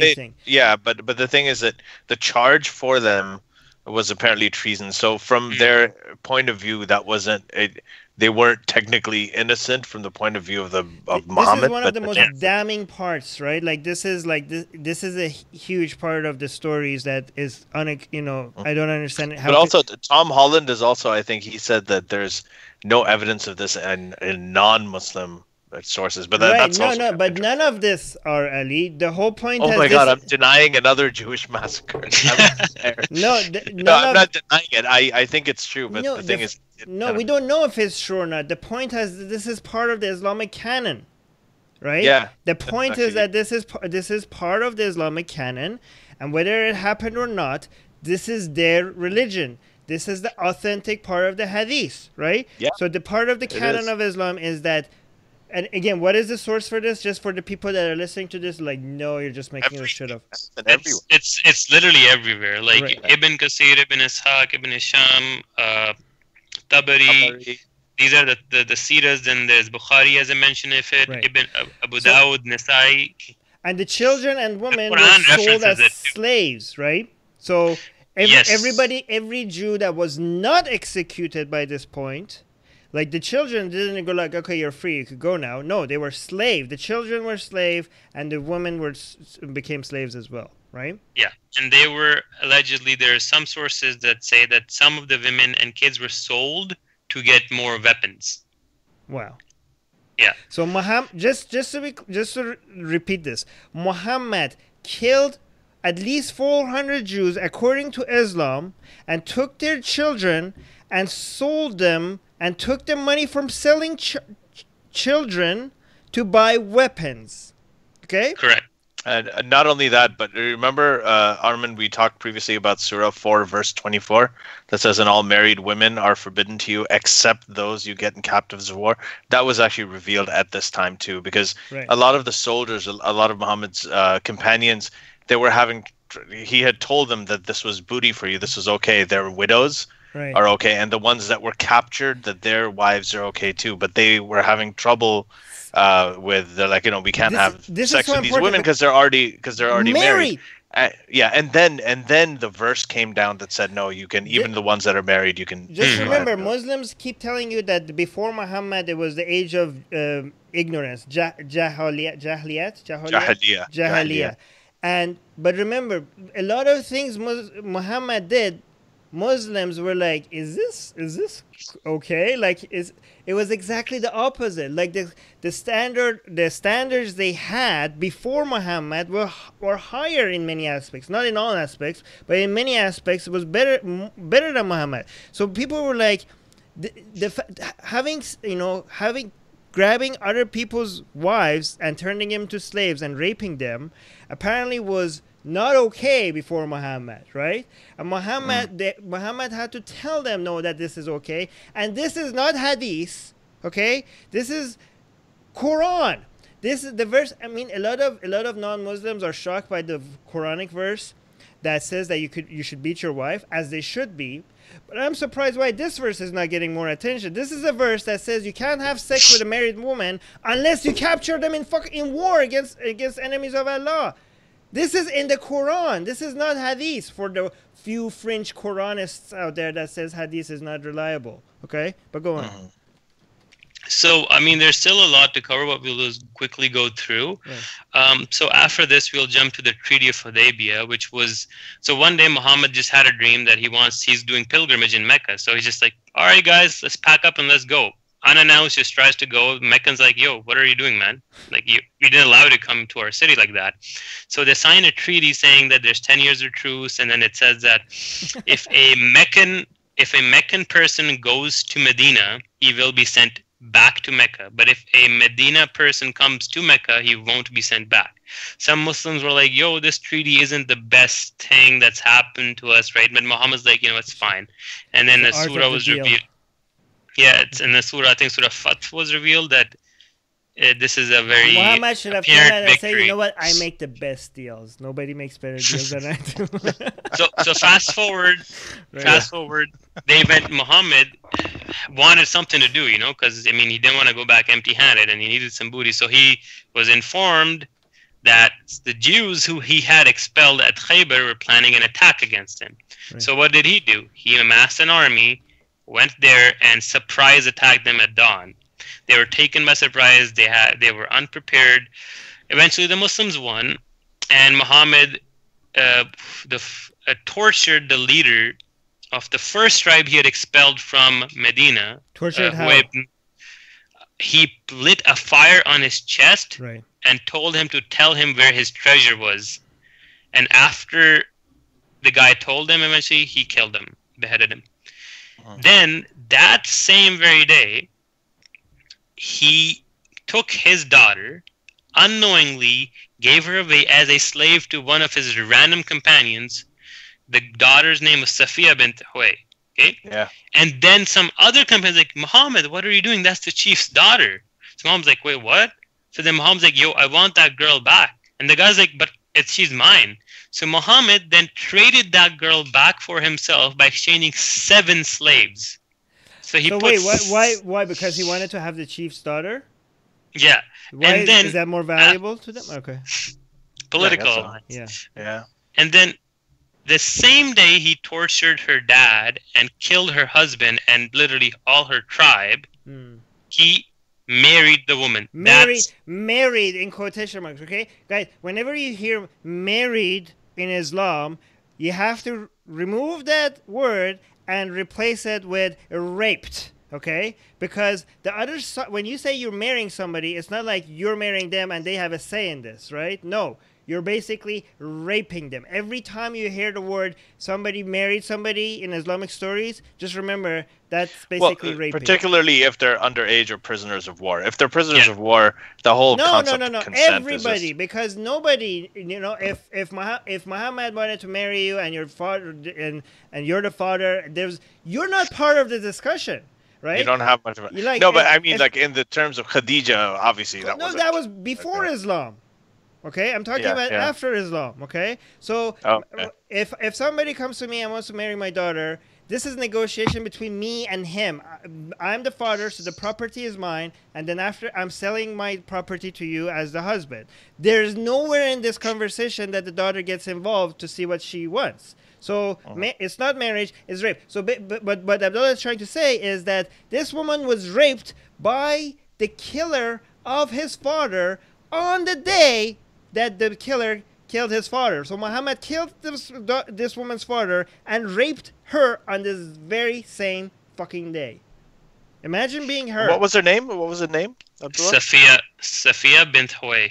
That was, oh yeah, Safiya bint. Okay. Imagine being her. Imagine being raped by the person that just killed your father. Yeah. Right. I mean, anyway, so we'll quickly jump forward that it was at Khaybar when Muhammad and his companions were sitting, and they were served a goat that had been poisoned by a Jew lady. Now, Muhammad's companion took a bite of it, and his color started changing, and he died. Right? And then Muhammad had the food in his mouth, but he didn't swallow it, but he still got some effects of the poison. He spat it out. He survived. Yeah. Now, here's the funny thing. Muhammad said that this food spoke to him to tell him that it was poisoned. And I'm like, why didn't it tell you earlier so that you could have saved your companion's life? And it was pretty obvious that he'd seen his companion first dying, therefore he spit it out. And then Ibn food tester. That's what yeah. And then Ibn Kathir brings a very bizarre story in his seerah where that Muhammad is sitting on his donkey and he's literally talking full-on conversation with the donkey. But then some scholars say that story is not authentic. But I mean, that still being there in Ibn Kathir's work is still quite telling, like the mindset of the scholarship, right, and how gullible they are. Right. Anyways. Long story short, the Treaty of Hudaybiyah was broken. It seemed like it was the Meccans who broke it, but Muhammad had already violated the treaty twice before that by accepting women from Mecca and keeping them, while the treaty said you had to send them back. And it's literally in the Quran in Surah 60, verse 10. That was one violation. That a few Muslims who were living by the coast were continuously raiding the caravans.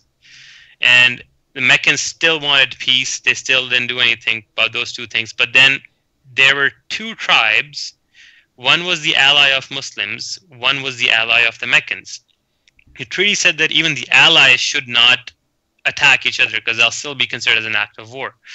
What had happened was before these two tribes had allied themselves with the Muslims or the Meccans, they were already fighting with each other. So tribe A, that is the one who allied with the Muslims, had killed a few people from tribe B.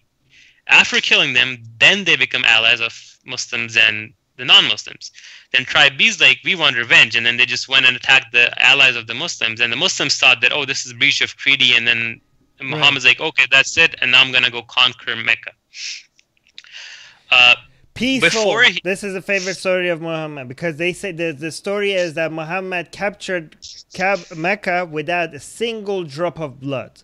That's what Muslims tell Muhammad. So. Oh, it's definitely not a single drop of blood. We'll see. So technically that sentence is right. It was many, many drops. Yeah. Go. Now, interestingly, when Muhammad came with his army and he was encamped outside Mecca, right, Abu Sufyan went and talked to him. And this is where it's in Ibn Ishaq's seerah, where Muhammad and his companions literally threatened him with death, saying, Abu Sufyan, you either accept Islam or we're going to chop your head off. And the guy said, yeah, I'm a Muslim now. And that's how, and then he said, okay, I'll tell my people not to fight you guys and stuff. And then he let them in. There were skirmishes on the outskirts of the city. There was battles, like right, a few people died. When Muhammad got to Mecca, Muslims say that everybody was forgiven. No, everybody wasn't forgiven. There were a few slave girls, I think poets, Sada, right?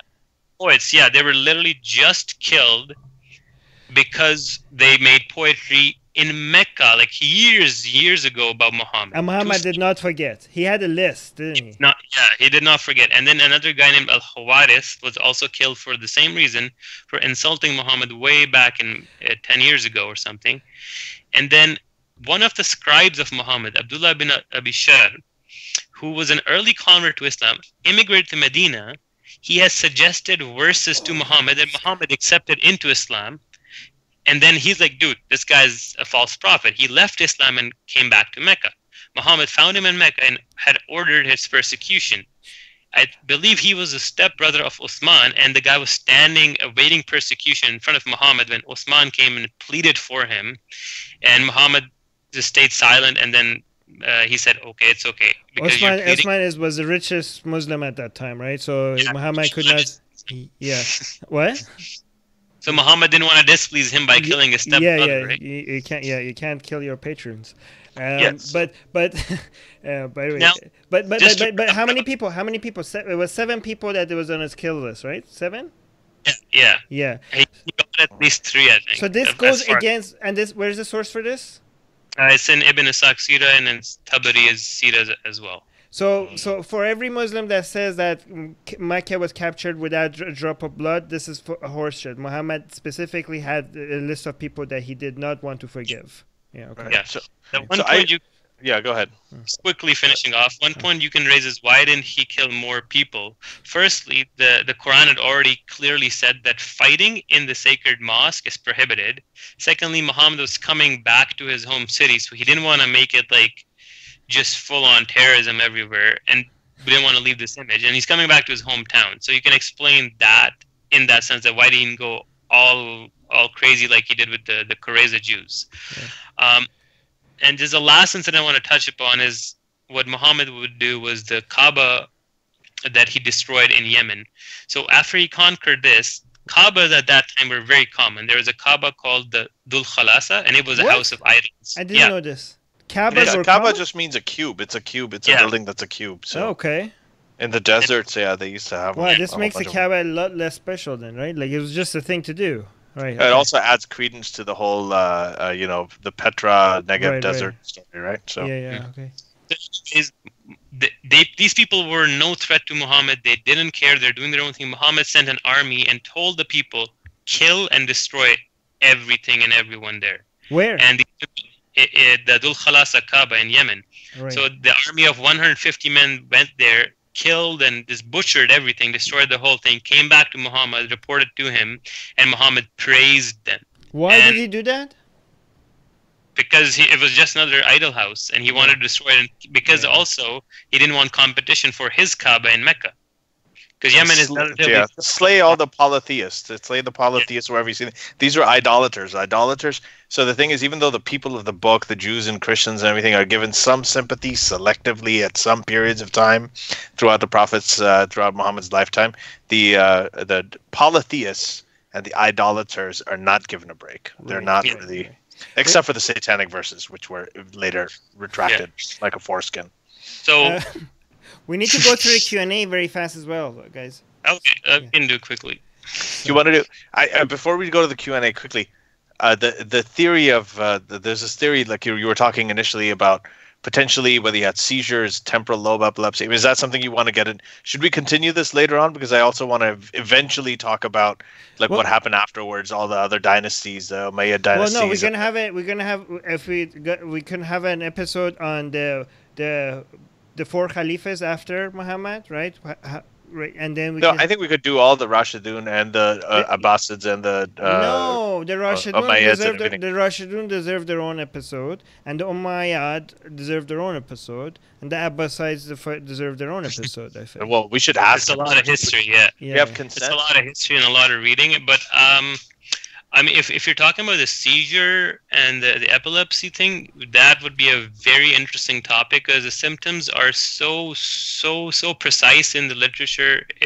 It's almost we talked about this actually. Yeah, you guys just look up temporal lobe epilepsy. I mean, that's something that a lot of non-Muslim historians they didn't say temporal lobe epilepsy, but they thought that Muhammad did suffer from epilepsy, and it's said about a lot of other previous religious figures as well. Yeah, who tend to have this stuff. Yeah, but we're not professional doctors, so we can't tell. I guess we can't retrospectively. For that, we need Sam Harris, neuroscientist. But can you? I don't know. If you can't diagnose. I don't know if you could do that across centuries for somebody. But well, you can make a relatively good case or a tenable diagnosis. Right. It's a hypothesis, not a theory. So we will. Sam is going to be, for listeners listening to this, Sam is going to be on the podcast next week. So you're warming up the seat for him. We should get our patrons to send us questions for Sam ahead of time. Okay. We need to prepare for it. Yeah. But let's go to Q&A. Let's wrap up. Yeah, let's wrap up. We're just going to go through our patron questions. I think there were more listeners in this time than there were questioners. I think this was a lot of fun. So I shall start from the beginning. Lots of blah, blah. Theo Maki is asking what happened between the events and the biography. Well, okay, so I guess that was the whole episode that we covered. Then Reason on Faith. I've heard from carbon dating experts that we can. This is about the manuscript that whether the Quran was revealed existed before Muhammad's time. I've heard from carbon dating experts that we can get those weird results because the paper used, or the paper used, or the parchments used may have existed decades earlier and it was reused post Muhammad. That's one of the doubts. But overall, generally, most of the scholars who've looked at this, the consensus after that discovery is that the Quran most likely came from Muhammad, and he likely wrote most, if not all of it. And that's generally what the consensus is, and it's carbon dating sort of backs that up and places it in his lifetime. Jim is saying, why didn't God appoint someone who could write? Is a perfect man someone who cannot write? This is about to make it a miracle. So the idea is that to show that this is a miracle because somebody that couldn't write brought the Quran. But as we pointed out, that you didn't need to be able. It's not it's the dumbest miracle. According to Muslims, it's the greatest miracle. It's greater than Moses splitting the sea. But it's the dumbest one because he didn't write shit. He basically, according to Islam itself, he told other people to write it for him. And in fact, what he did was memorize verses, which was something very, according to Islam itself, which was something very common back then. People memorize poetry and oral this oral tradition of memorizing large parts of huge poems and stuff was a common skill. So the thing that he used was very common at that time. So I really don't understand. Nobody has yet been able to explain to me how is this a miracle. But the point of him not being able to read and write, Jim, is for this to be a miracle, but it fails to be so. Go on. Yeah, there's also another idea that, the word ummi actually translates unlettered. And unlettered, there are some people who say that the reason he was referred to as ummi was not that unlettered was not because he couldn't read or write or that he was illiterate, but because he wasn't actually a person of the book. Those are very he hadn't been delivered. Those are fringe arguments. Yeah, that's a very fringe argument. Yeah, this one isn't. It isn't totally fringe, but it's definitely a lot less common. Right. So, anyway, let's move on. Next question. Abu Talib, didn't his uncle get condemned to hell for not saying shahadat? Oh, so this is very important because his greatest supporter, Muhammad's uncle, which basically protected him from getting killed all the time in Mecca, he never Abu Talib, he never turned into a Muslim. He never said the shahadat. He protected him because he loved him. That's a Sunni belief. Right. For the Shias, he did eventually convert and he became a Shia. Yeah. So he went to hell, right? His feet were always in hellfire, right? Am I right? Or I think he was given slippers of water or something like that. One part of his body was given some relief from the hellfire. So following on from that, he's in hell, but he's given slippers of something. So he's being so he's just getting a little bit of an advantage by having some protection from hellfire, right? That's basic. But he's still in hell. Okay. Right. Well, I think even Muhammad said his parents are both in hell too, if I remember correctly. Okay. Great. This is what you get for helping Muhammad. All right. Next. Yeah. James is asking, why did early Muslims pray towards Jerusalem? I think we covered that after he asked that. Yeah. Mm-hmm. So then and later they switched. Okay. So had Abdullah? Okay. So specialist is asking, had Abdullah read a quote? He's asking about you, Abdullah, not Muhammad's dad. He's saying, has Abdullah read The Hidden Origins of Islam or any work by Gerd Puin, Christoph Luxemburg, or Volker Popp? I haven't finished reading their books, but I have looked into there. I watched a couple of videos from Jared Puin, especially there's a theory about the Quran having Syriac words and stuff. And I haven't read their whole works, but I have read pieces of it in the book Which Quran by Ibn Waraq. It's like a collection of a few books, a few scholarly articles. So yeah.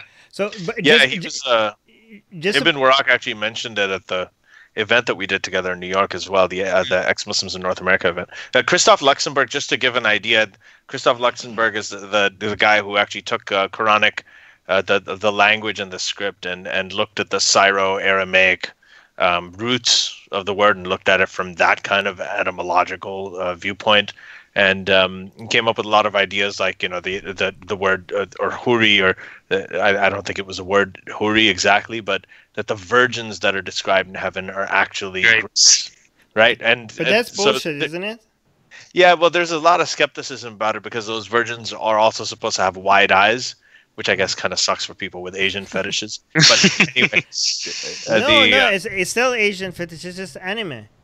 Yeah, well, there you go. Right. Yeah. But so when you go to heaven, you get anime girls, basically. Right. So they had, by the way, Abdullah being the name of the Muhammad's father, that you mentioned it. I just wanted to mention that this is Abdullah means the slave of God.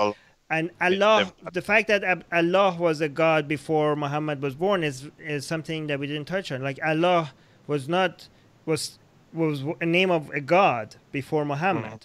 Well, even many Christian Arabs refer to God as Allah. Like people, it's just like the Arab word for God. Wasn't he a specific? Like I haven't looked into this. Wasn't he a specific moon god? Is that all bullshit or is that real? I haven't looked into that. From what I remember, that theory has been debunked. Okay. And it's a very fringe case to make. Yeah. All right. Okay. Let's go next. So yeah, and one of the idol gods was also named Allat, right? So yeah, it's kind of a common kind of thing. Okay, so I don't think we have a whole bunch of. There's some questions at the end. Actually, Theomaki is also saying. Interesting comment. Islam is based on Judeo-Christian values. That fact doesn't care about Ben Shapiro's feelings. Right. So it's true. It's not America that's based on Judeo-Christian values. It's Islam, everyone. So just remember that. Islam is the original Jewish conspiracy. Go ahead. Shahruz, I think he's Persian based on his name. Shahruz. Are there stories that are not in Ibn Hisham edited Sirah that are in other biographies that Muslims commonly believe to be true? Yeah, there are books written by Ibn Sa'd and Waqidi. Those are like large volumes, and a few Maghazi books, the war books. Some of them predate the Sirah material by like maybe a decade or so. It's the same time frame. Right. But yeah, there are more stories like in other books. Yeah. Right. What's a famous story that's not in the original Ibn Hisham biography? Or even in Tabari, do you know? Oh, can you think of one? Or? I think you referred to some of them when we were talking. Mm-hmm. So one thing comes to my mind where the Prophet was sitting with a guy, and this guy said that my sexual power is pretty low. So then the Prophet prayed on a piece of meat, gave it to him, and he ate, and then he was much. And that's something just popped in my head. I could have made that up. All right. So Theo Maki is asking, what other cubes are there aside from Mecca and the Yemens? I mean, I think he's saying were there, because there are not any cubes there anymore. There was one more, and there's a hadith with the wording that as long as the buttocks of the women keep going around a certain Kaaba, the day of Qiyamah will not come. Something like that. It was in one of the 6. So as long as there's women circling the Kaaba, or at least specifically the asses of women circling the Kaaba, you're never going to have the Day of Judgment? Yeah, it was something along those lines, but I don't remember exactly. Okay. Yeah. I don't know, man. Okay, so what books do you recommend? What books do you recommend to read? In general? On this topic. I mean, just to get the most purest, rawest form of his biography, just read Ibn Ishaq's Sirah. It's been translated into English. Ibn Ishaq or Ibn Hisham? The way that's written is hard to go through, though, isn't it? Like the way that. No. If you find that hard, I mean, you can try Ibn Kathir because it draws from material. Yeah. There was one book I read that basically took those authentic sources and made it basically put it in a more story format rather than like a. Well, I think Tabari is pretty easy to read. That's the one that I was Yeah. screen sharing, and I completely fucked up the display. It's pretty easy to read, and it's Okay. it's actually quite well regarded, and it actually draws from Ibn Ishaq, the original one that was edited by Ibn Hisham. So sometimes you get stuff that's even. All right. Next you question: never- Is it possible that violent narratives could possibly be meant to parallel the violent narratives of Moses, Joshua, and David? Sorry, Well, I don't know. That I would don't be think very so. speculative. That's a stretch. There's another question we missed earlier. It was supernatural elements aside. What do you think we can learn out of these narratives about the historical Muhammad? I think you can learn a lot. I mean, just it's supernatural apart from the supernatural thing. I think that historical, just the way that people thought then, the way that people thought about morality, the way that people thought about interpersonal relationships, how about tribalism, just a lot of human nature, the parts of it that persist into us today, the parts of us that we have gotten rid of. I think there are a lot of really interesting things. Any kind of study of history would get. You know how you mentioned Salman Farsi, which gave Muhammad the recommendation to build those trenches and saved Muslims there. That's the only mention of a Persian among Muslims, and his story was he just came in and then he completely disappeared. Like there's not much about him at all, right? But that mention of him was enough for a lot of Iranians to come up with the conspiracy theory that Islam could have not been this successful unless it was an Iranian's invention. Unless a Persian. So I think like it wasn't this whole Islam thing was Salman Farsi's a genius invention, and it had nothing to do with Muhammad, and it was obviously something this big. So they try to take credit for that, but Mike is saying I was just a listener. No questions from me this time. Thank you for this very interesting episode. Thank you, Mike. Thank you, Mike. Mars is saying. Thank you. Mars. Oh, hi, Mars. Mars is saying there is an alternative option to what? Who's this? Malis Ruthven. I got something out of his book, but not as much as I would have. I actually haven't heard of that, so I'll look it up. Have you heard of him, Abdullah? No. Is it about the book called Understanding Muhammad? Do you think there's a lack of literature on this, like compared to the amount of analysis on the Bible and Jesus' story? Do you think from objective literature, yes. Like from a non-Muslim scholars, there's a very empty, So at this point, I want to recommend a book really quickly, and that is a lot of the stuff that we've been talking about. I learned from this book and some of the other sources from this book, as I mentioned it before. Tom Holland in The Shadow of the Sword. I think that he's great. The reason that book is so great is it talks about the rise of Islam in the context of the fall of the Roman and the Persian empires. So find the book I read. Sorry? I'm gonna find the book I read. So that I think is an excellent. And the other thing is that how Armin is saying that, or I think one of the questions was that isn't there any book that talks about this stuff objectively? Well, sorry, the problem is anybody who tries to do it, the dialogue around the history of Islam, an objective sort of critical history of Islam, is pretty much confined within academic circles, unfortunately. Because the people who talk about it, they do it at great risk to their lives. They don't want the headache. So someone like Tom Holland actually collected a lot of these, the ideas of these scholars and a lot of the work that's been done, and he tried to put it in his book, and he got a lot of crap for it. He even made a documentary on it, and he got a lot of crap for it. Two last questions. Theo Mikey is saying, "What's your opinion on mystics that who want to say Muhammad didn't exist, just like didn't exist." Just like how other not mythics, mythicists want to say that Jesus didn't exist. So what? Basically, the question is, how do you respond to people say Muhammad did not exist? I think the evidence for his existence in some way is pretty overwhelming. Like, you can't say he didn't exist. I mean, it's possible, but you can say you can unlikely. challenge. You can challenge the idea that the Muhammad we know of didn't exist. But that's there almost was a for God. Sure. Yeah, but I am of the opinion that he for sure existed. Maybe not as the person we came to know through the hadith and the seerah literature. That's the same thing with Jesus, though, right? Like most scholars agree that he probably was real, but most of what we know about him, most of what is said to know we know about him is probably not accurate. Well, as early as 636, I think there's some scant mention. There were Romans in Syria during the Battle of Yarmouk who said that they battled with the Arabs of Muhammad. So there is some mention, but it's very, very scant. So Jesus and Muhammad both most likely existed. I think that's a consensus right now, but they're just not the people who they have been made out to be. I would even say a higher percentage, probably a higher percentage of the stories about Muhammad was based on something real than Jesus. Mm-hmm. Like for Jesus is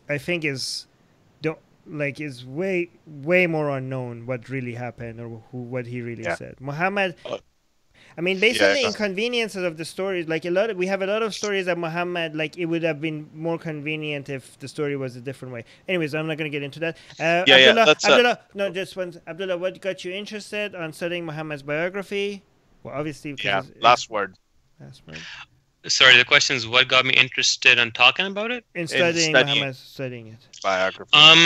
Well, I mean, as an ex-Muslim, it was always interesting to see it from a flip side. Like I was told these good things about Muhammad, being this, being that, when I was a Muslim, and the way I read it in a different light before. Now that I read it, it helps you critically analyze the person. It helps you understand his thought processes, and it gives you a very in-depth look at how and why Islam is the way it is. And when you can understand how the source came up with these ideas, you can understand why we're having certain issues with Islam and its incompatibility with modern values. But that's pretty interesting. And if you can understand the issue and the source better, then you can tackle the issue much better. Right. And the thing is that the three of us here were Muslim at some point, and for us it's very fascinating because when you your whole life you've been lied to about something, and then when you see things differently, it becomes very fascinating to see how different everything is from another perspective, right? So when your whole world turns around and everything shatters, so naturally that becomes very interesting to you. So Jim is no more questions. Jim is saying very good episode, thanks for all the information.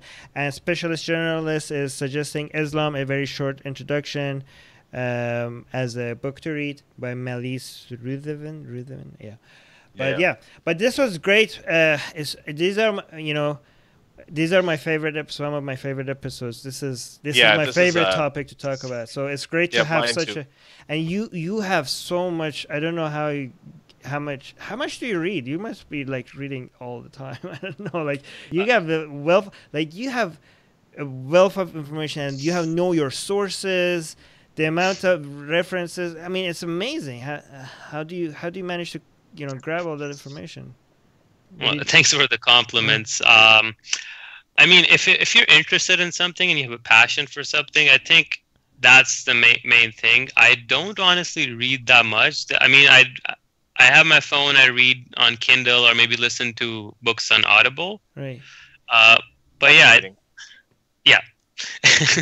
But not that much, honestly. But if you have a passion and if you're thinking about something, things stay in your mind longer, and I guess it helps with memory too. I think you're one of the most underrated ex-Muslims out there. Like you should become way more famous, and you should be like invited to events as a speaker. You should be like in debates. Would you be interested in all of that?